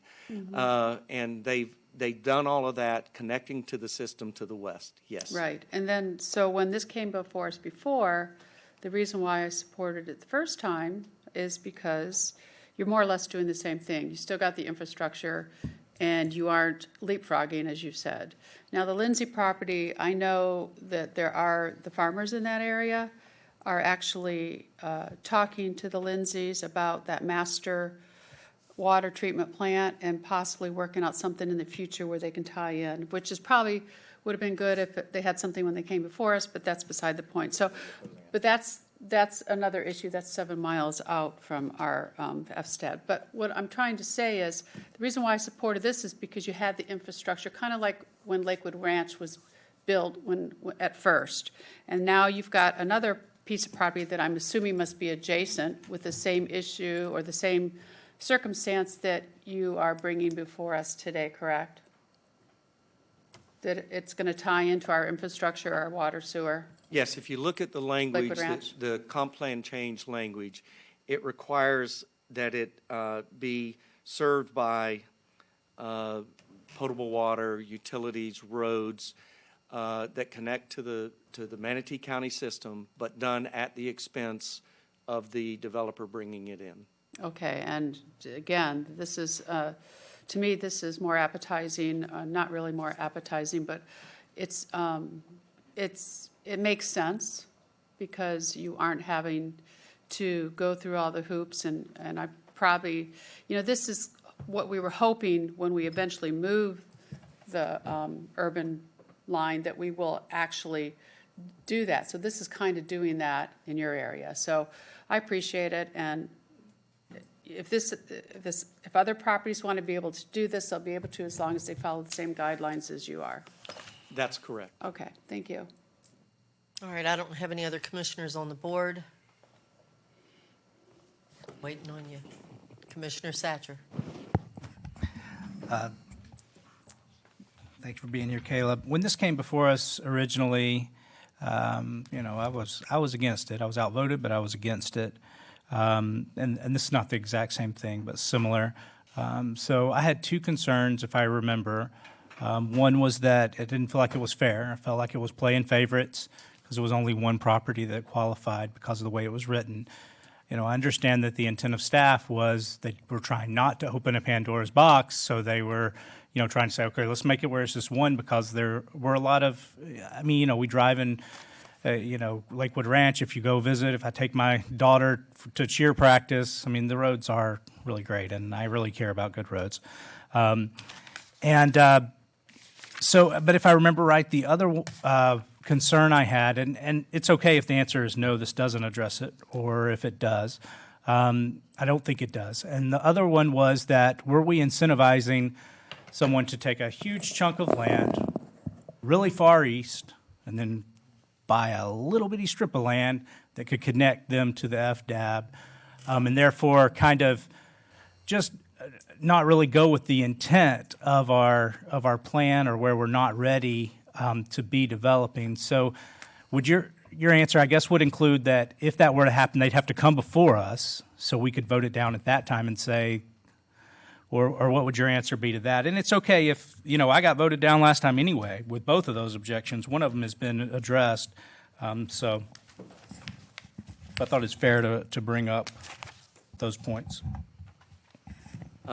Commissioner Satcher, I believe it's generally covered in here with the language on how you have to be adjacent to and have the connections in a way that it is a logical expansion of the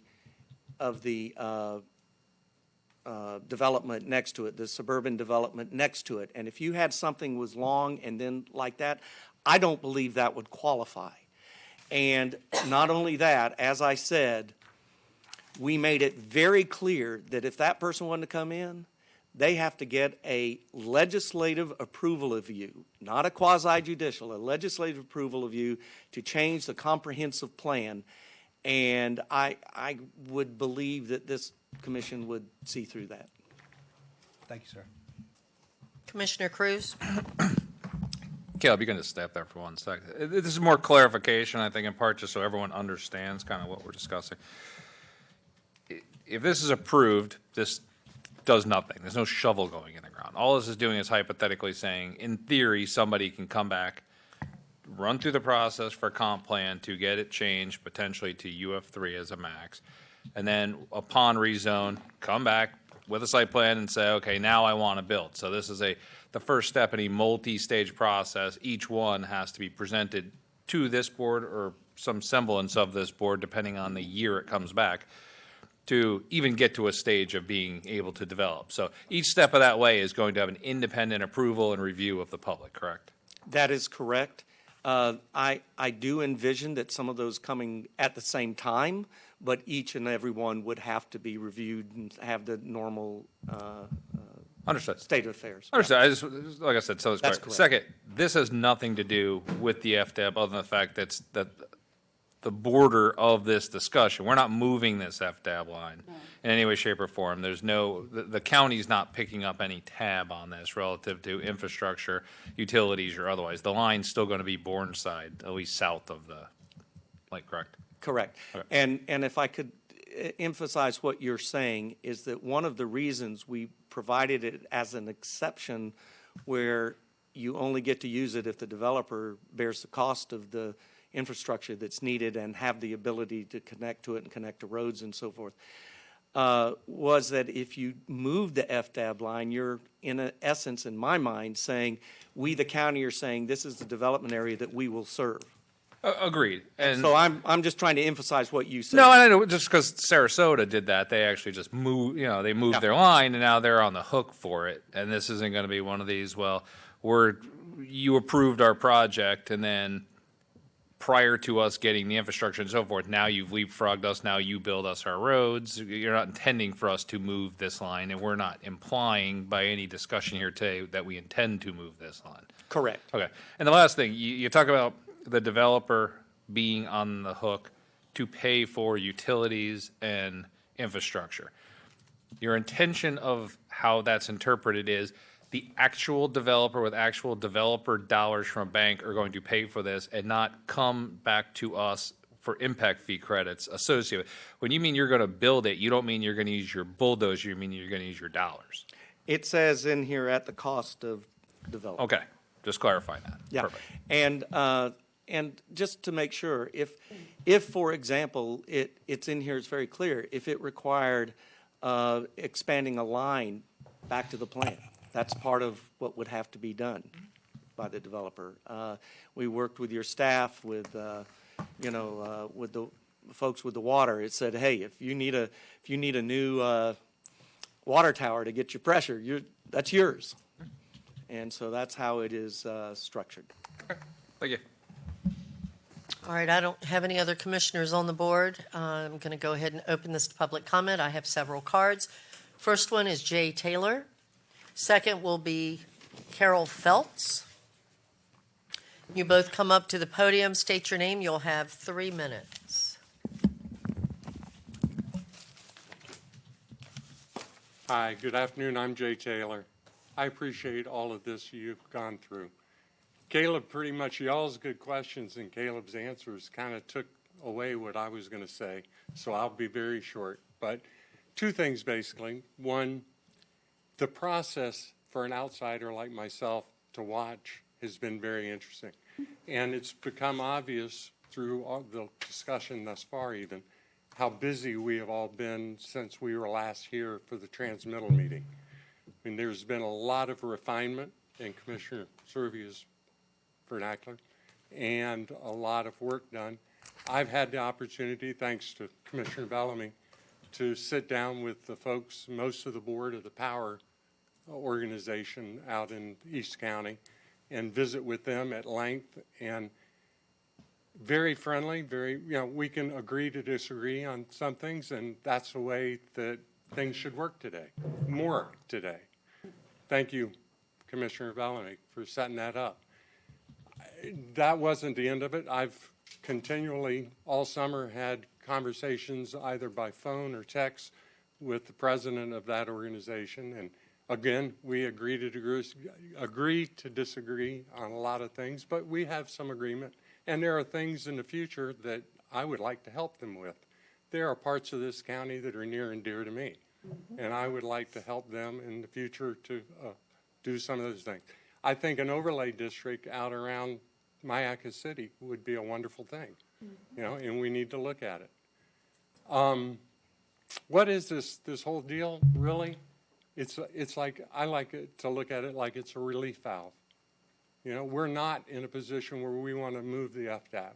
A lot, like Commissioner Cruz said, there's a lot that comes with that, and Sarasota is suffering from that today, right? This is, I think, a wise way to give us a relief valve in certain areas with certain specific attributes that that the market is demanding that we go a little further.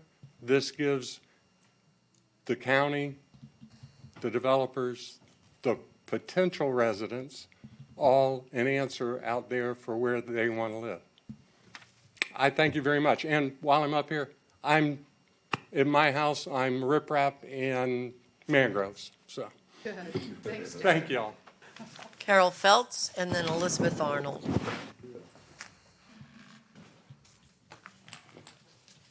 10 minute thing.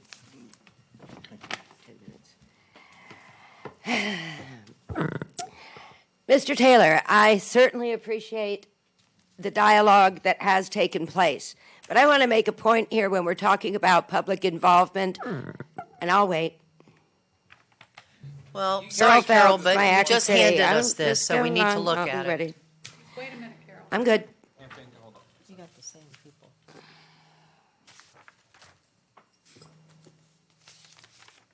The problem is that I have several that have come up here for 10 minutes, but there's the same names on all of Different them. subjects. So that's the issue that I'm trying to Different clear up. subjects. I'm just looking at which comp plan amendment it is. This is the property rights amendment. This doesn't apply to this. The other papers, the two papers got mixed up. Okay, It's the so same you thing. have 3 3 minutes. I'm sorry. Okay, this Northeast expansion, that's Van Dere, Mr. Van Dere. That's Mr. Van Dere. Okay, you'll have 3 minutes, Carol. Okay, I'll make it very quick then. Okay, you cannot ignore, no matter how we're blowing this off of it, it's not this, it's not that, it's not whatever. Number one, we have 400,000 residents in this county, 276,000 registered voters. And you know what? None of them know who you are, what you do, or what district they live in. But you know what? Those people, when you first started this thing up about the FDAB move, you did have a lot of people in there. And you know what? Our resounding voice was no. Look at the documents and all this. Whatever, it's just a transmittal. It's just a letter. It's just a this. You have listened to the people. We've had town halls. Was there not any one incident where we had, I think George was at 3 town halls. 3. Okay, we had a work session on it. Not one person from the public stood up and said, hey, this is a great idea. And all due respect to Mr. Taylor and everybody else, but boy, we've got a whole lot of other things going on in this county that dealing with anything with this FDAB right now is absolutely ridiculous. And as I said before, when you have a building and development department that is under investigation, please stop ignoring the elephant in the room. We've already been subjected to issues you know darn well with the medieval fair out there. Just stop and think and look at all those signatures. Look at all the people that came to the meetings. And you know, Myakka is it's not parish. There's a lot of area out there. The next insult to this, when you know how the public feels about this, and you know that you haven't gotten out there and let 276,000 people know what you're doing, how you're doing it, and how it's done. You know that.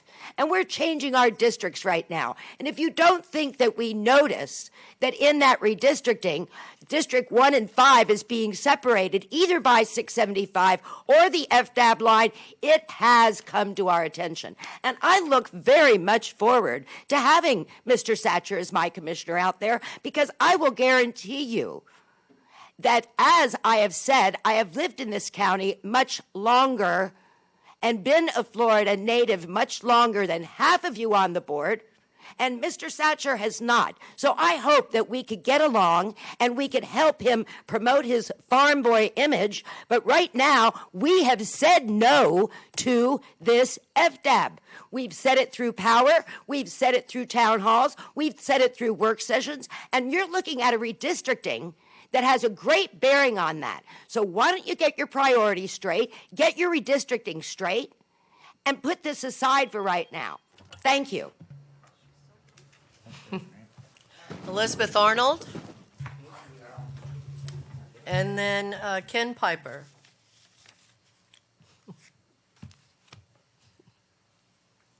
I will have to comment on that one myself.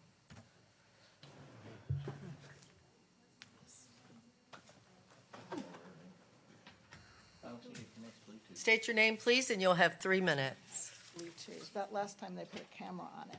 Oh. Can you, I can start it. Many voters voted for you? Cool. Very cool. I'm trying to figure it out for me. Good job. Okay, just hit go. Is it working? Who helped you do that? Madam Chair. Yes. Madam Chair. Okay. Yes, ma'am. Hi. Yes, ma'am. I'm sorry. I'm sorry. She has a presentation on her iPad. Yes, it's one I already did before, and it was mailed to Bobby Roy. I think it's the just same pictures that exact scroll one. through while she talks. But I have to have it for the record. She has to have it for the You record. have it in your records already. No, she can't do it that way. Can Ms. County Yeah, Attorney, it's, can she? it's already out there. It's already out there. Clerk. She can email a copy of it. If you can email a copy. Bob, I have it on email already that it was sent to Bobby Roy from back in the beginning of time. This is something the county attorney has to. Legislative matter, not quasi-judicial. Okay. So we could allow it, but require her to email it to clerk. Okay. Okay. All right, thank you. Go ahead. Thank you so much.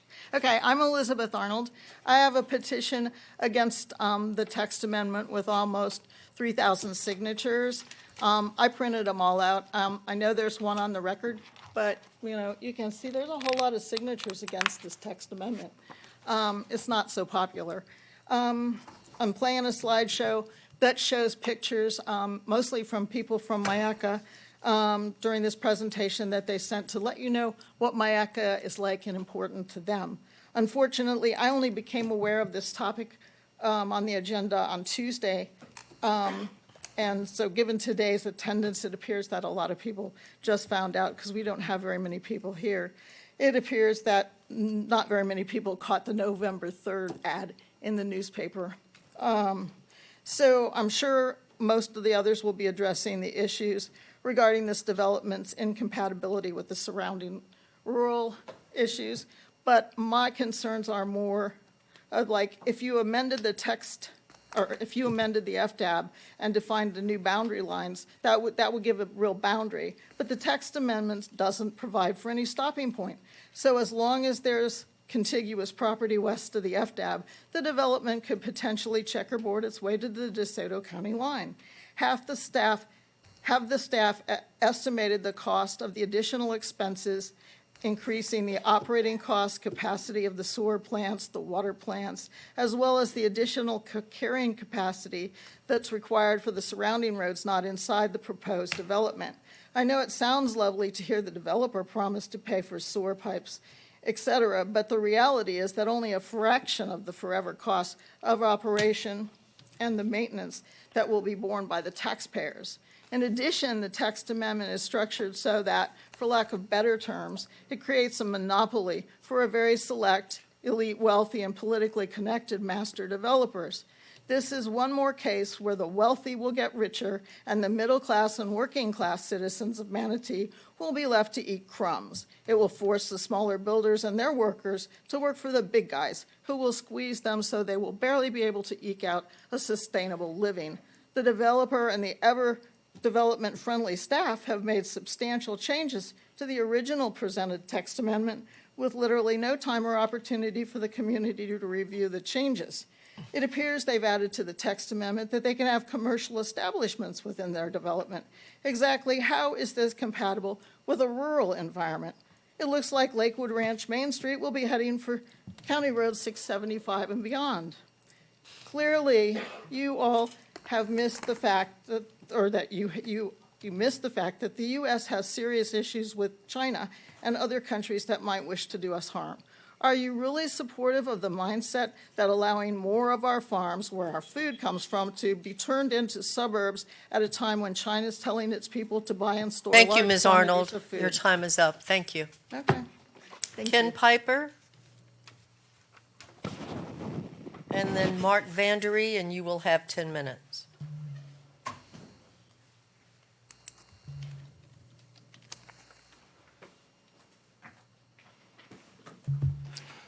Ken Piper, Manatee County resident. I think it's funny. Well, it's not funny if this weren't such a serious subject, but one of the best planned communities in the country comes in here and asks us to permit them to develop property on an ad hoc basis, which is the very reason that we have a comprehensive plan, so we don't have ad hoc development. When I refer to a publication, I'm not trying to advocate Barack Obama's policies. I'm just trying to encourage people to exercise their intellectual abilities and read what I'm referring to. I'm a conservative, and because I'm a conservative, I want to conserve property. Now, according to Mr. Taylor, if you want to conserve property, that's a waste. Well, I don't think he really understands the term waste. The only waste is that he's not going to be allowed to make a whole lot of money. But the rest of us would like to conserve what we have. As a result of this development, I don't want somebody coming in and making me pay even more taxes like what I'm doing with environmental lands because the developers neglected to do what they were supposed to have done in the first place. That's my private property, and it's my right not to have liens placed on it. You know, as a conservative, I'd like to take advantage of a couple of really old-fashioned ideas that have gone out of style with the new generation. I'd like the right to petition my government. I'd like the right to peacefully assemble. I'd like the right to notice. I'd like the right to be heard. Now, Mr. Von Ostenbridge, when you disagree with me, that doesn't mean I'm wrong. That means you disagree with me. And just because I disagree with you doesn't mean that you're wrong. So I don't really appreciate being told that I'm wrong. Okay, continue on, please, Mr. Piper. Sure.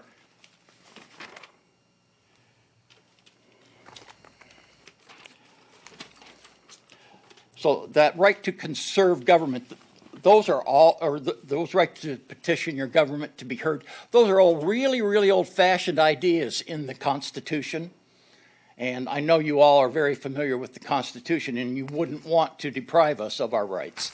And I didn't know anything about the original hearings in this. So what does that mean then? That I didn't know about it. So it's perfect that the notice that you guys failed to give was okay. Thank you, Mr. Piper. Or what? 7. Oh, you got 5 seconds. Go ahead. Well, how many seconds did you take away from me? 2. Huh? 2. You want your 7 seconds? I'll give it to you. Go ahead. I'm just going to refer back to what I stated before in the previous matter. 163.3181 gives you folks some real detailed items as to what you're supposed to do with the public and how you're supposed to treat the public. And what you've done here today, cutting people off and interrupting them and ignoring them and paying attention to one another rather than paying attention to the speaker. Madam Chair, he's way over his time. You're done, Mr. Piper. Have a good day. Mark Vandere, you will have 10 minutes, sir. And then after that is Meredith Barcombe. She'll also have 10 minutes.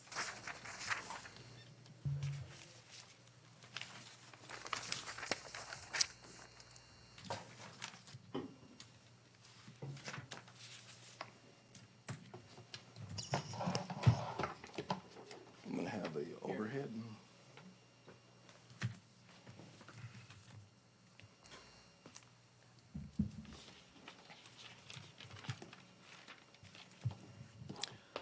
My name is Mark Vandere. I am speaking on behalf of the Waterline Road Preservation Group, and we oppose this text amendment.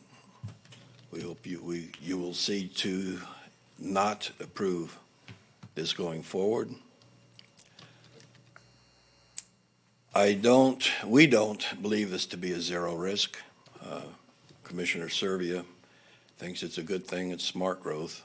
We don't think it's smart growth. We think it puts an additional burden on our neighborhood and the East County. The law, as we understand it, was the FDAB was not to be built overdeveloped east of. We thought that was the rules. We thought that was the rule till 2040, at which time it would be looked at again. Previous leaders of our community and our county saw fit to establish these rules in the comp plan and LDC. And now we have a developer, a single developer, landowner, wanted to make an unrun around the rules, skirt the law, change the law to their liking. That's not what I understand the commissioners to have been in support last, when was it, April or May, when you allowed this to be transmitted. The burden to our community locally on Waterline Road, on this map here, the yellow line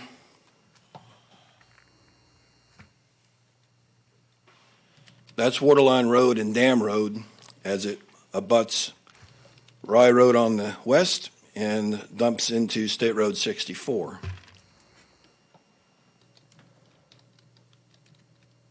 That red line is the rough eastern extent of the current FDAB.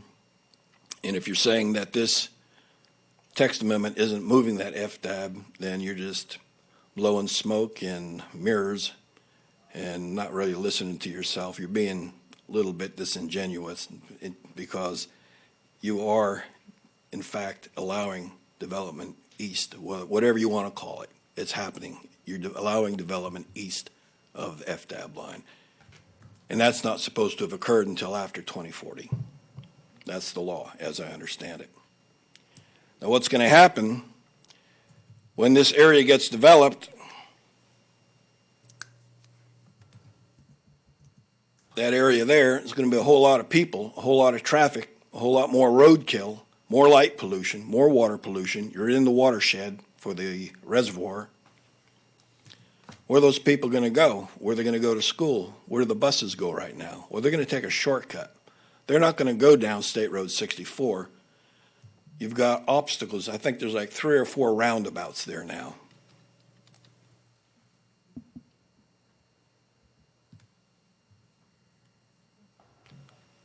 Those are either existing roundabouts or roundabouts to be in the near future.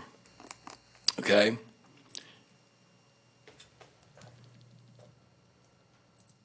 The shortcut is going to be down Dam Road and Waterline Road.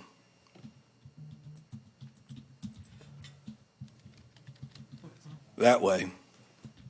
That little road is a 2-lane country road. I know the planners and your engineers are calling it a urban collector. That's baloney. It's not there yet. Maybe someday it will be. There's no sidewalks. There's no bike lanes. It's got big, deep ditches on both sides. They're always full of water because the drainage is terrible there because of a lot of different reasons. There's areas, large sections of that road, more than 2 miles long. It's not even 20 feet wide.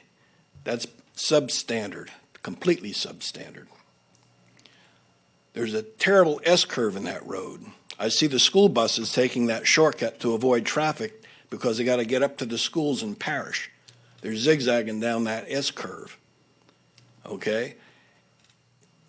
In 2005, in 2010, 2013, 2015, we came before the board and let you know that the blood will be on your hands for every fatality that occurs on that substandard road because people are taking shortcuts. Now, you've already approved a development of over 1,000 homes that are going to dump their resident cars onto Waterline Road, right here.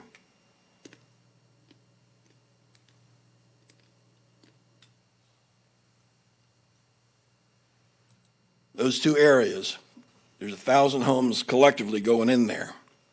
It's a lot of homes. Some of that land is being clear cut. Clear cut. There's some nice old forest, old growth in there. They're being clear cut. Why? Because that's easy for developers to do. That's what the developers do. They get the fines in their budget. They're going to kill gopher tortoise. They're going to kill fox squirrels. They don't care. They pay the fine because they got the budget for it. It's only a couple $100 a head. Instead of relocating it, instead of preserving the old trees, they cut it, clear cut it. Pay the fine. That's part of their operating expenses. It's not a big deal for them. It's terrible, but it's not a big deal.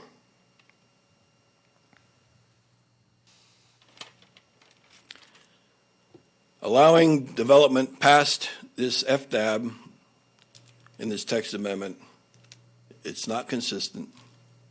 It's not the right time.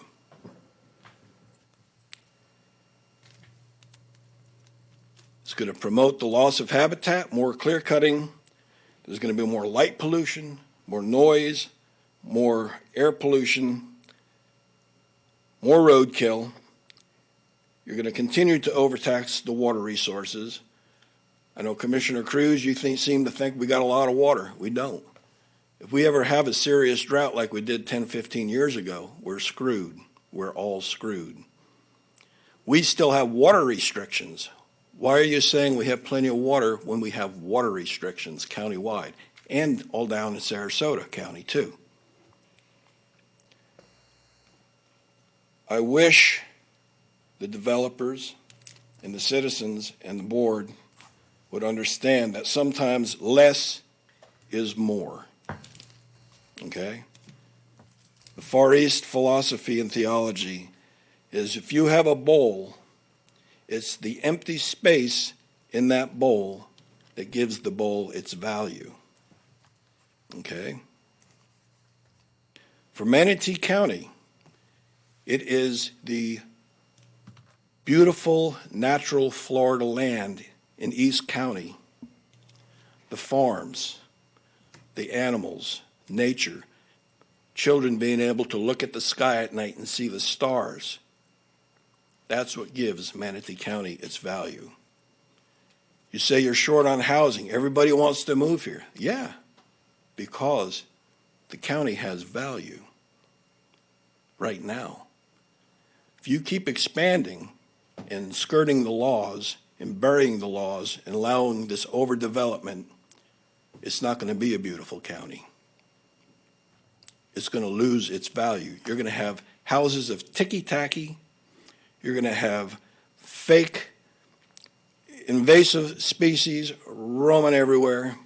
You're going to build a community, a retirement community of people just want to swing their golf clubs waiting to die.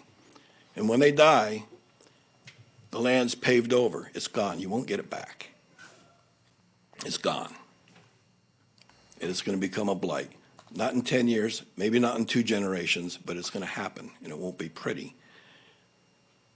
Your grandchildren will have to go to museums to see the stuffed animals that have become extinct. Look at what happened just in the Everglades last month. They declared the ivory-billed woodpecker an extinct species. It used to thrive in the Everglades. What happened? Miami, Fort Lauderdale, drain the swamp. That didn't work out so well. And we learned from that. I hope we learned from that.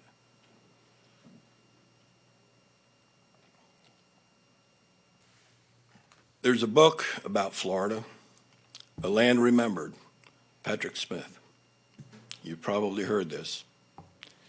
But there's a quote in there that it's not just the swamp, it's God you are killing.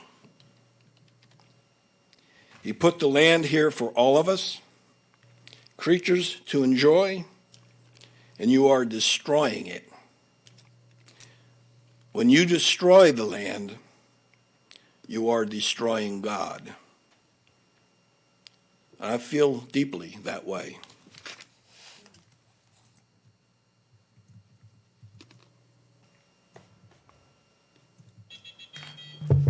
Thank you, Mr. Burndy. Thank you very much. Meredith Barcombe, you'll have 10 minutes.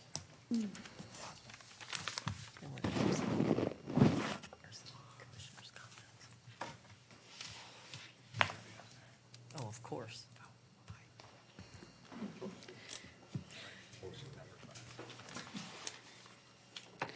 state your name, darling. You'll have 10 minutes, please. Meredith Barkham. Good afternoon, and thank you for allowing me to speak today. I'm here representing Power, Preserver Wildlife, Environment, and Resources.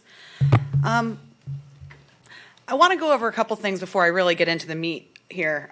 Contiguous, right? Sharing common boundaries, right? It's continuing. So for those of you who have kids, you've played with Thomas the Tank Engine, right? A train track. And they each fit together one by one by one, right? That's how train tracks are built. When you say contiguous, you're saying this land, there's already building over here, it kind of continues. It makes sense. Well, so we're going to put something there, and then the next is contiguous. So every 100 feet is contiguous to the previous 100 feet. And where does it stop? Like Liz said, right? Where does it stop? Does it stop at DeSoto?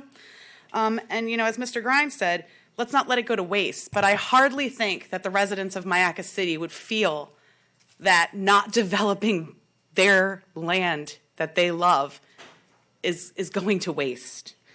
So regarding Plan Amendment PA 216, which seeks to essentially amend policies to allow an exception to urban sprawl, you can say it's not moving the boundary line because we're not getting the impact of the costs of putting stuff there, but, you know, it's letting stuff move over the FDAB, it's moving it.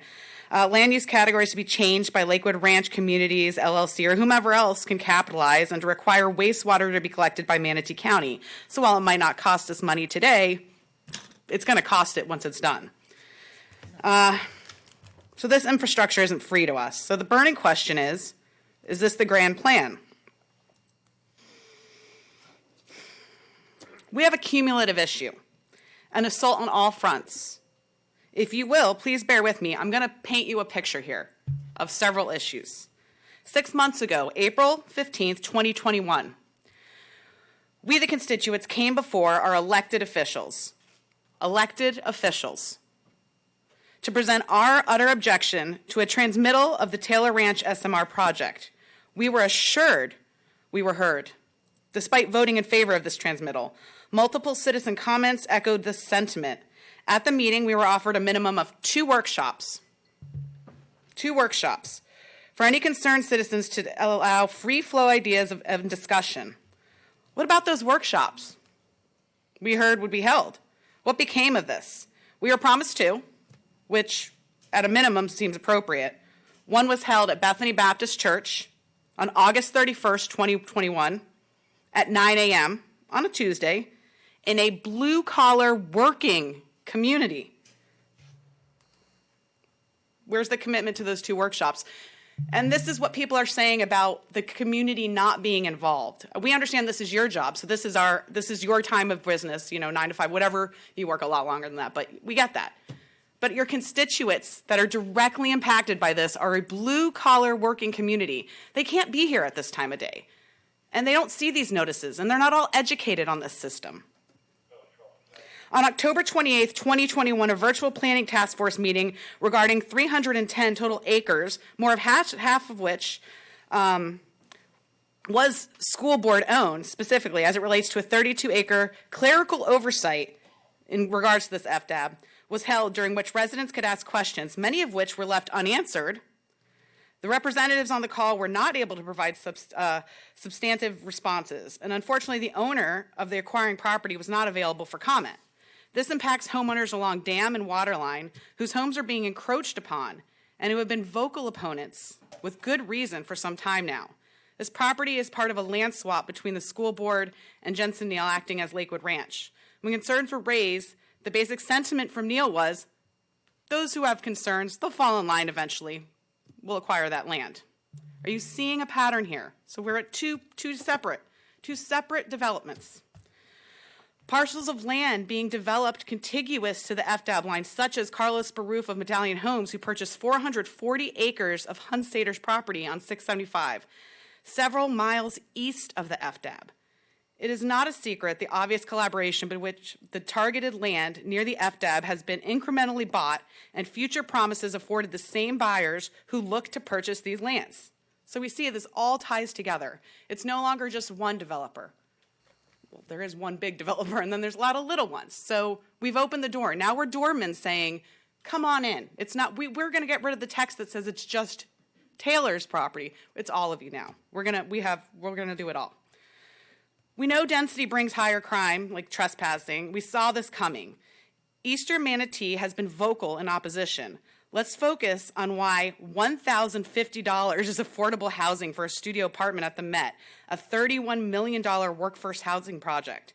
Energy needs to be spent on affordable housing and infrastructure needs in West Manatee County. Overdevelopment of rural Eastern Manatee County eliminates our way of life. And when you have county commissioners saying things like they care about our way of life and our land, but then vote continuously to develop our land, doesn't seem that way. My question today is this: are we discussing a full move of the future development area boundary, or is this just text amendment to allow the highest bidder to proceed without following current code? The entire landscape and future of our community is about to be altered forever. And 7 people are entrusted to determine the future of Eastern Manatee. Why not put this on the midterm ballots for the constituents to decide? If money doesn't talk, let us decide what's best for our community. People bought or live out here for rural lifestyles.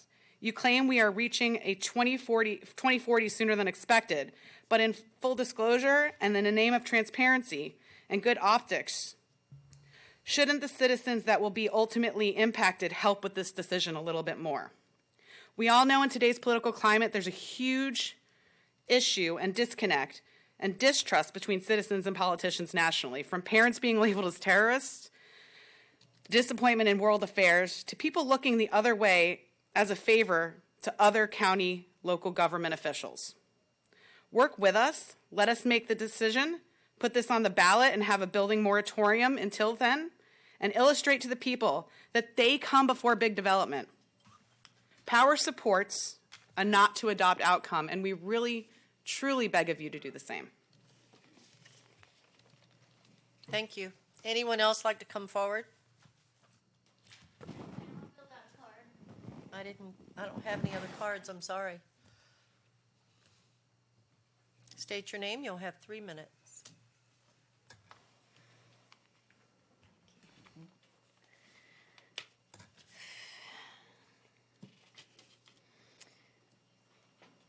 Good afternoon, commissioners. Thank you again for letting me speak, and thank you for all the time. This is so tedious. Ladies, gentlemen, Jay Taylor. State your name. Kathleen Strong, I apologize. I'm not reading, I'm just... I didn't know that everybody else would, and the record needs to show it. Okay, good afternoon. My name is Kathleen Strong.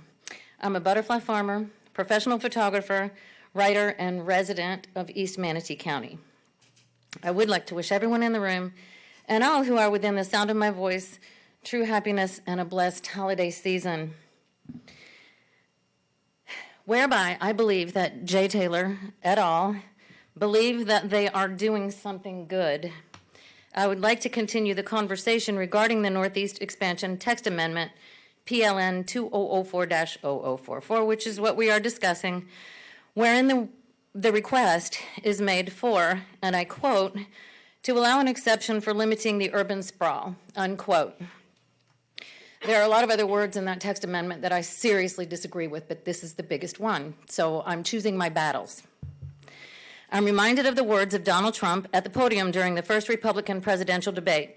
He said, and again I quote, "If you don't have a border, you don't have a country." So basically, the way I read it, we do not have to discuss moving the future development area boundary any longer. If you allow this to pass, you, the board, will have effectively erased the FDAB.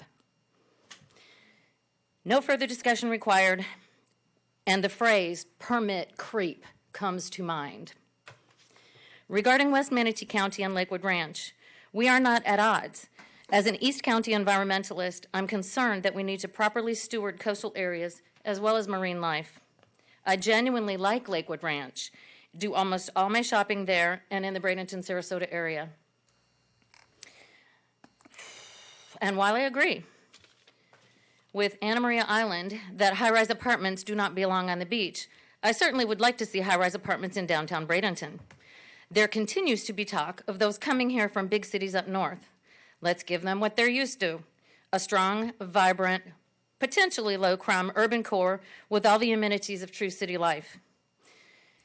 I'm desperately concerned that the actions of this board are placing wild Florida in danger, never to be repaired. Mosaic is doing enough to endanger wild animal life and wild human life in Mayaca.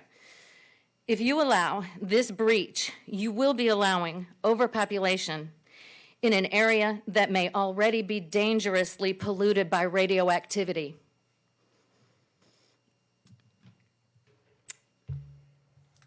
On this topic of overpopulation in our Florida farm country, we, and I speak for myself alone, but I am in alignment with the power group, do not just wish to keep the country country. We wish to make the country more country.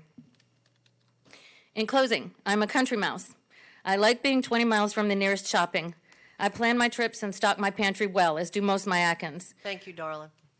Your time's up. I'm sorry. It's just one more sentence. Well, go ahead. I'm proud and happy to say that my home beach is Holmes Beach, even if it takes me an hour to get there. Based on your comments earlier, protecting all of Manatee County. Thank you. Sorry. I just I have implore be you to please vote consistent. no. Yeah. Anyone else from the public like to come forward? Phone calls? Madam Chair, we have 2 callers. Okay. Callers 380, please state your name for the record.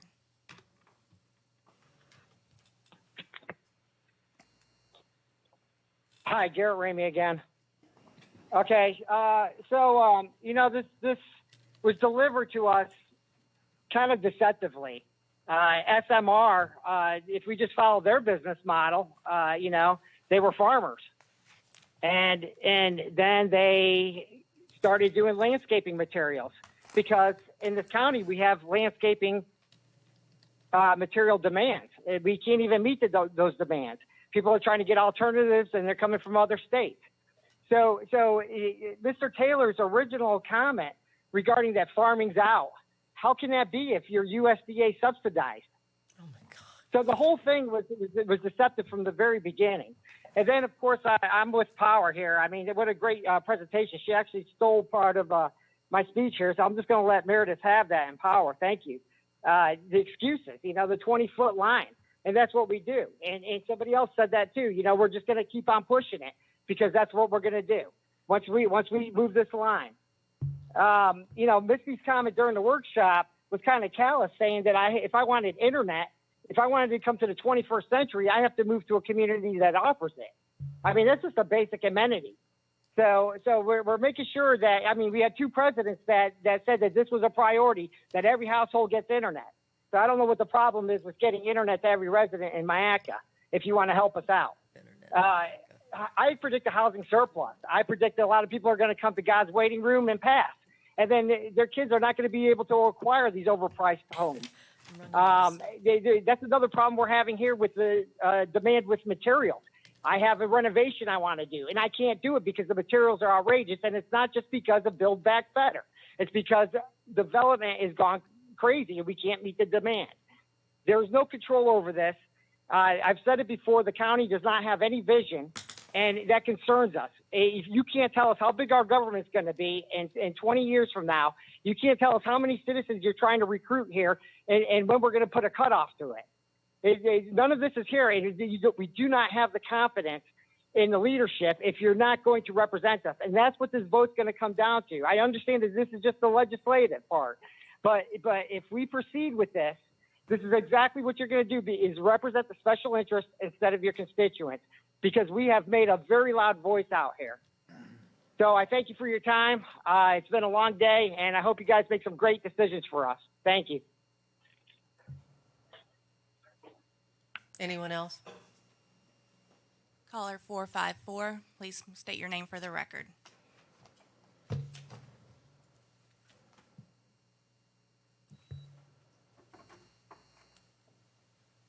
Caller 454, please state your name for the record. Hi, Charlene Gao, sub KOW. My feelings on the move, what is supposedly not moving for the text amendment, which supposedly doesn't move the future development boundary line, is that this is an intellectually dishonest amendment that makes the boundary line porous and ultimately meaningless. I know that, you know, some of you like to say that, you know, you can't stop development, and to an extent that there's truth to that. But as the last commenter was saying, you know, there is no real vision here in terms of the planning and what limits there are, because we have issues where we have water shortages, you know, and with climate change coming, we're going to have increased drought, and the sea level rise is going to be an issue. It's going to be driving people inland as that comes. And so we have issues with the runoff, we have red tide, and needing permeable land for filtration and biodiversity.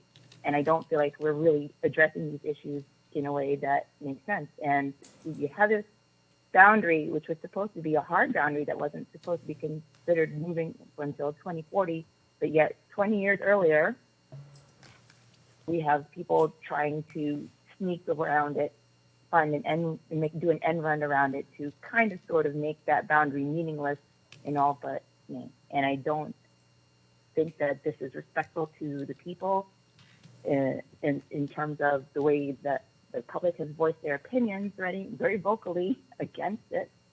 And also just as a matter of planning and thinking about how much water we're going to need for a burgeoning county that's going to approach 500,000 people.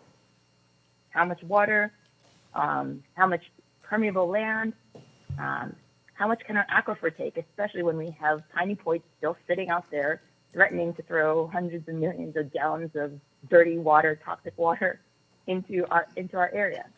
You know, red tide, you know, how is that going to be affected when we have all these extra people and, you know, the runoff that's going to go in there? And we have to really take some time to think about these things in a more meaningful fashion, and I don't think that it's happening. And just moves like this, which are, you know, supposedly, you know, trying to make people happy one way or make everybody happy, it's destructive in the end, you know. And I think we have to be very careful and really respect the fact that we need these open areas. We need more agricultural land. We need to respect these rural areas because they serve more than just, you know, pleasure reasons of people just wanting a quieter place to live. They're necessary for our ecology, the biodiversity, and the cleanliness of our water. And thank you for giving me the time. That's my comment.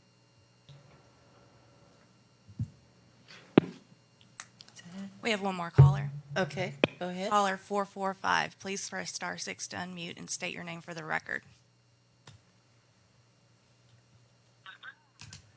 Glenn Gibellina for the record. I pretty much agree with everybody that came up to the podium. In fact, I 100% agree.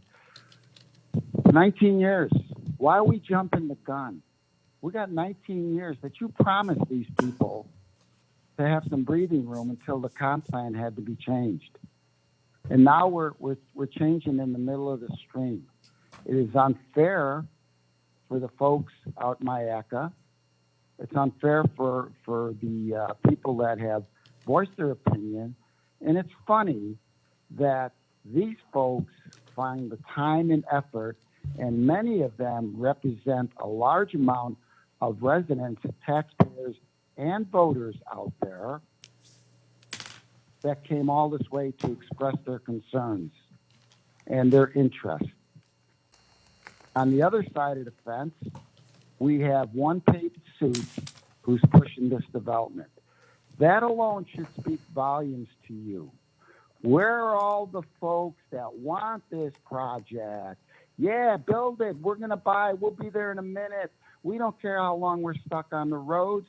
We just want to live out in Never Never Land. Put a moratorium on the building permits. Take a deep breath.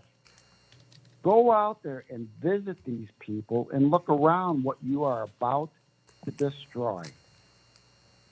And this and Ken Piper is right. This ad hoc stuff, it's not in the comp plan. Do not rush it. We've got time. The developers will wait. They are hundreds of homes behind on their permits because they can't get any labor to build the permit that they have now. And you want to start another couple of thousand homes. The insanity of that logic does not work for me. And it certainly doesn't work for the folks out there that took the time and effort to come in and explain those concerns. Those are your constituents. They deserve to be heard. And more importantly, they deserve to be respected. So if you guys roll over and vote for this thing, it's the same old, same old. You wonder why the dais isn't filled? Because you guys don't listen to us. Please, this one time, for the folks that did show up, show them the respect they deserve, put a building moratorium, take a step back and say, you know what, let's take a second look at this. Let's see what we can do to enhance and keep the quality of life that these folks went out there to begin with and did not expect any development for at least another 19 years. So that's my 3 minutes. Thank you so Glenn. much. Any other callers? One more. 570. Please state your name for the record. Hi, this is Kim Theory. Okay, go ahead. I have just thank you. And thank you, all the commissioners and all the people that are there for the time that you've taken for us this afternoon. I know it's another late day. East Manatee County, we're a community of value. We're very strong, very hardworking. Concern is the language in the text amendment, as we spoke about. The definitions are definitely open for interpretation. To quote Commissioner Serbia, we are looking to the future, and that's what she was talking about in the seawall, is especially what the residents of East County are doing. The land, water, wildlife, and way of living are getting destroyed by the overdevelopment in Manatee County. The term contiguous is a very dangerous word. By approving one exception, this allows the other developers that have already purchased property on the FDAB line and attached to Taylor property at an inflated value to submit their exceptions. This is a gross use of power and money. Thank you. Appreciate your time. Anyone else? All right, I'm going to close public comment. We're going to go to commissioners now. Commissioner Cruz. Yeah, well, I was just going through notes of comments, not so much talking about this. A couple things, and I have notes all over, so I don't remember in every case who said what. We were asked to put this aside. Just to clarify, we can't put this aside. Literally, the deadline to make this decision is November 23rd, which is next Tuesday. So this is when this is being decided. I'm going to say, well, BADS is under investigation, so we should literally shut down the county. First off, they don't have anything directly to do with this. And if you're going to make that argument, we should say literally no one can get a permit to build a pool in their backyard or put a deck in or change their front door or their windows because all of that is technically permitting and code enforcement. And so if that's your argument, you're reaching to try to use that as an excuse to shut down all land use indefinitely. And then, Ken, your exact sentence was, we want to protect what we have. But the issue with that sentence is you don't have it. This is somebody else's property. He has it, and there's not. And he's been farming it, and his family's farmed for years and years and years in good faith, and now he's just done with farming it. So the option, because it's not your land or my land or our land to do anything with, is either say tough, keep farming, or give him an opportunity to do something with his land. So I can appreciate what you're saying, and I don't disagree with what you're saying. When we had this work session, one of the things that was a little disheartening about this whole thing is. We did come up with some solutions, or at least some talk of solutions about half units, which Lisa and I are now meeting, I think, next week to try to come up with ways of building more downtown in a manner to get more rooftops here without disrupting further out east or up north. But we also talked about transferable development rights and other things, and nothing has come to fruition. But that said, like we talked about, there's a couple of more steps to this, and I'd like to think, and I hope to think that some of these things, starting with the half dwelling unit issue, is going to come up, and we'll be able to resolve that prior to moving this thing forward. And Mark, you mentioned about additional burden, but the reality is, and we heard some other people come up positively speaking about things like downtown development. Well, any place you develop is going to create additional burden. It's a question of where that additional burden is going to be. So the argument of we can't do this because it creates additional burden, well, by that logic, we can't put affordable housing up in Parrish. We can't build high-rises in downtown Bradenton. We can't put commercial properties, up in Ellenton, because any development, by definition, is going to create some level of additional burden. The question is managing that burden and making sure you put in the services, the infrastructure, and so forth to manage it, and that's what this board's been trying to do with $80 million worth of a line of credit to design out the major roads that have that burden, and the talk of $300+ million worth of bonding to start catching up on that burden. But that's what's going to happen no matter where we put it, unless we just don't put it any place. And then talk about $1,500 one bedrooms at the affordable Met is going to become a conversation next year about $2,500 one bedroom apartments at the Met, because that's how supply and demand works. Meredith, I don't recall, and I'm not saying you're incorrect, maybe I just don't recall, but I don't recall us ever saying we're going to have 2 work sessions. We talked about having a work session and agreeing to do it out in Mayaca. But to be fair with that, I went out and 3 separate times during this, and somebody mentioned, went out to meet with people. One was in the evening at Parish Civic Association, and then twice were on weekends, and I never had more than 30 people. So those were times that weren't blue collar workers and they have to work. Like, I came out with you at Power, and I went over to the Carol's house, and each time we had about 30 people. I'm not saying that's insignificant, but it's not like I said, hey, let me do this around people's schedule, and I had 1,400 people piled into the area to talk about. That's just reality. And Kathleen, you talk about being 20 miles out, and you like coming in for the shopping, and Holmes Beach is your.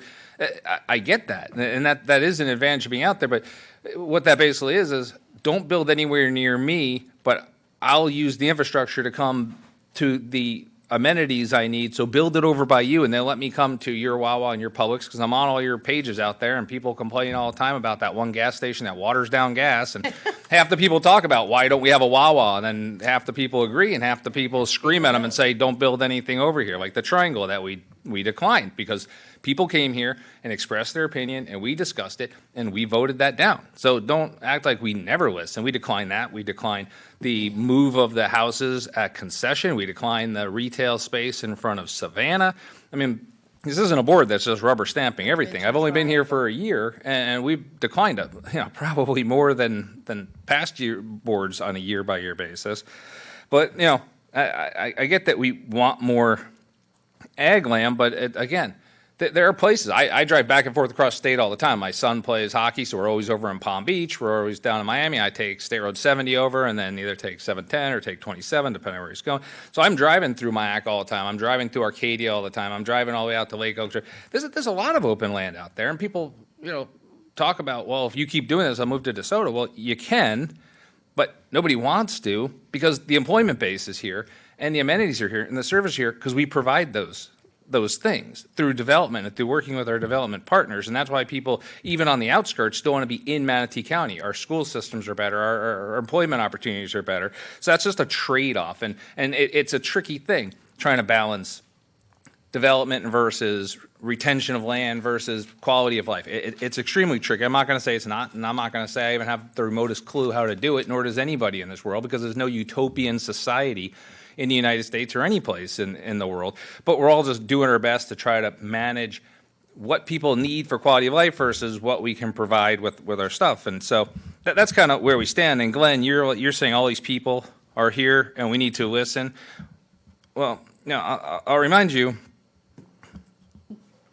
there's a group trying to propose affordable housing out in West Bradenton, next to St. Joseph's. It's 96 units of affordable housing. Your favorite thing in the entire world. Hundreds and hundreds of people showed up there to scream and yell, trying to including a commissioner, about that affordable housing project. Why? Because they just don't want it in their backyard. Why? Because nobody wants anything in their backyard. That's how NIMBYism works. But by your logic, to say if enough people yell, you have to listen to them, then that affordable housing project. But I guarantee those 96 units, if they try to go down by Bayshore Gardens, they'll get yelled at down there. If they try to go up to Palmetto, they yell at there. You'll never build another single affordable housing unit if all you do is listen to the neighbors complaining about affordable housing units. But that's not how we need to conduct business. We need to do it for the greater good of the community, not the greater good of the loudest voices in the immediate area. So we're not going to have a moratorium. You're never going to get a moratorium from this board. I can guarantee it right now, even if I need 3 votes. I promise you're not going to get a moratorium from this board because it's bad economics, it's bad business. And anyone who has moratoriums and rent controls and so forth really, really regret it down the road. So that's not going to be an option. Our option is to look at each individual request one by one and make a decision. And I believe we've been doing that fairly over the course of the year I've been here. So, that's just my response, everybody. Okay, thank you. It's my turn. I've been waiting patiently. Okay, this is in my district. I'm not thrilled. For now, right? But I do have a few comments I want to make on some of the comments that I heard.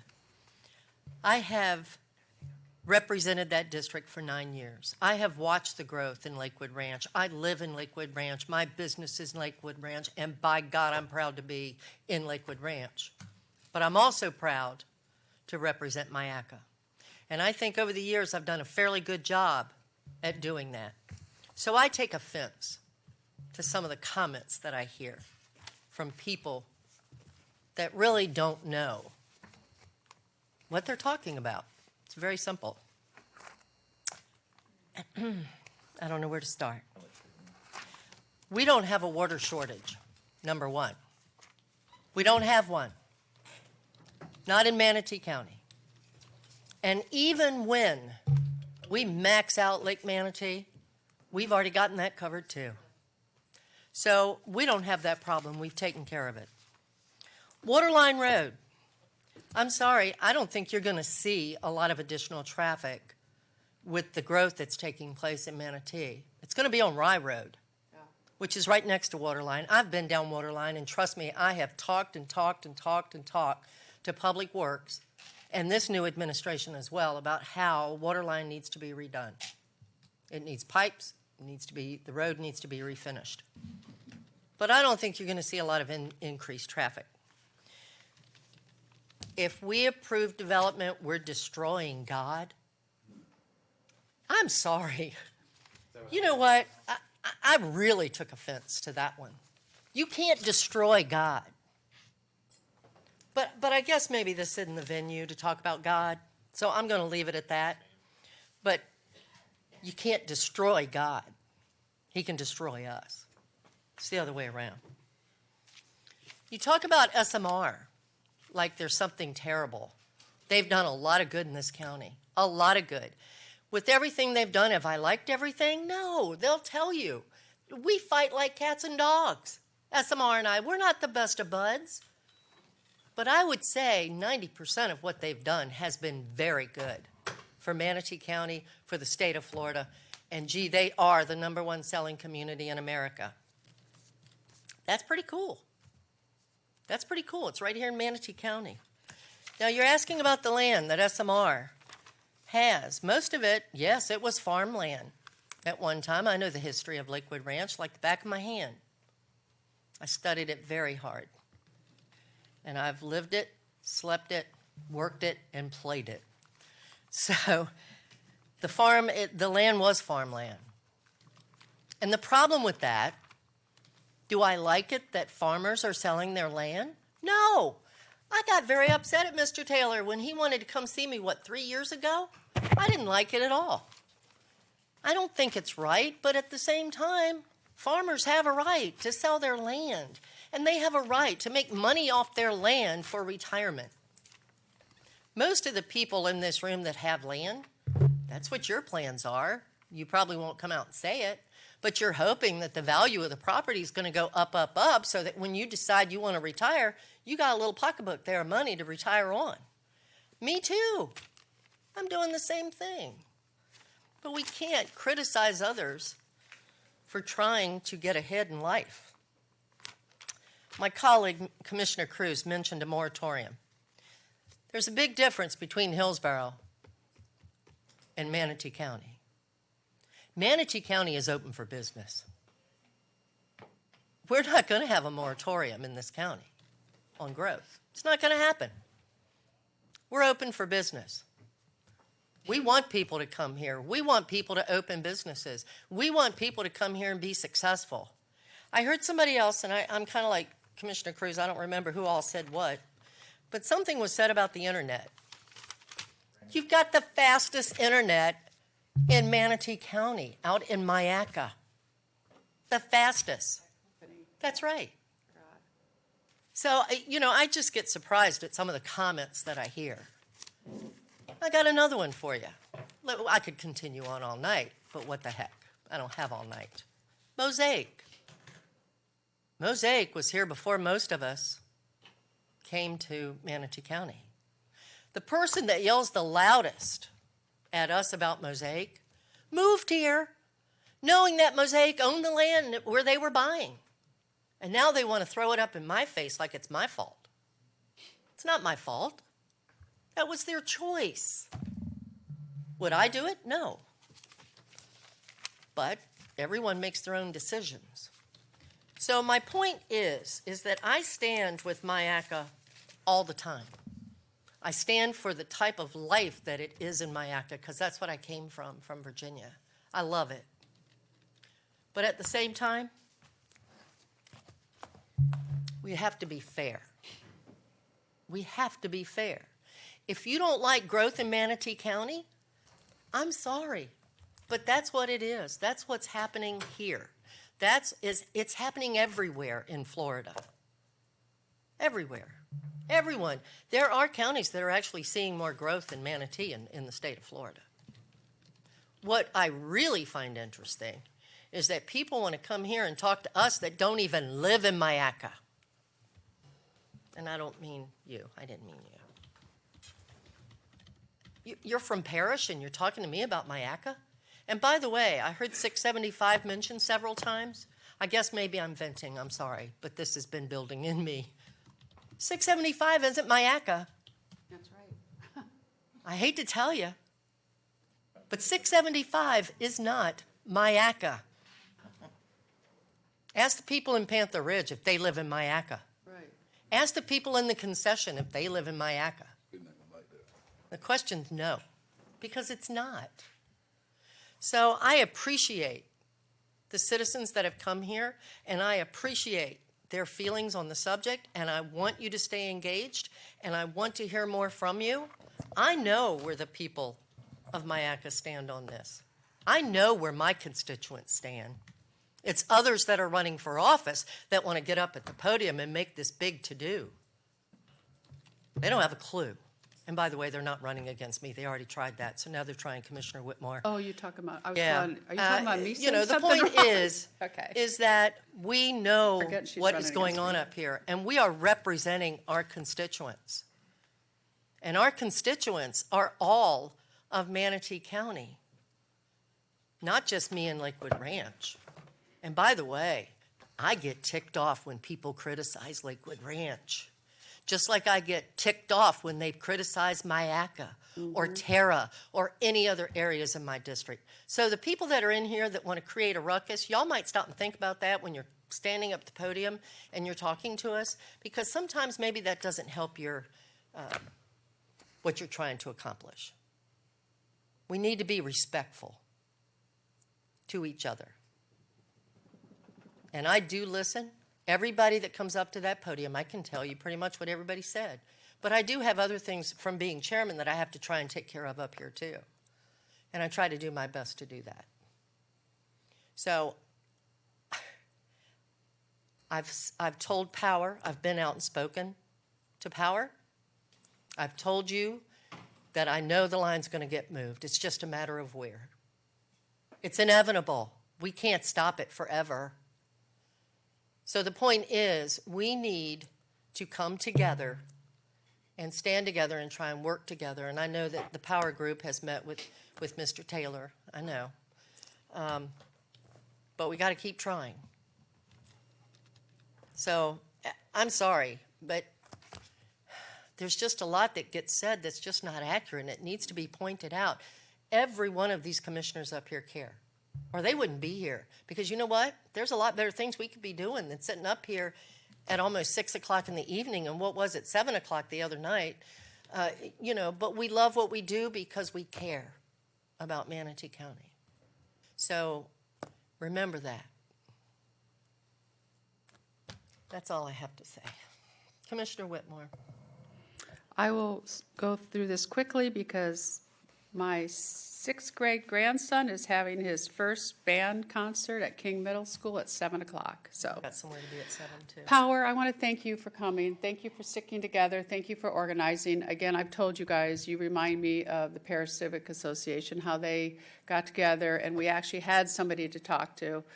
I haven't seen you all lately, and I know, just call us. I'll come out. Nobody's called. I've talked to you guys a few times, and I appreciate it. The 675 was a good comment because that's not even a MIACA, what we're talking about. That's what I'm saying. Yeah, the broadband, we're getting money, federal monies for broadband for the whole entire county, if anybody hasn't mentioned that yet. So, Jay, I want you to come up for a minute because I brought this up at the last meeting. Jay Taylor, first of all, I've heard from people that you're a big developer. I thought you had another vocation, that you're a farmer? Yeah, I'm pretty much a tomato farmer, or I was. Taylor Fulton tomatoes. Taylor and Fulton. We started. My father started farming here in 1938.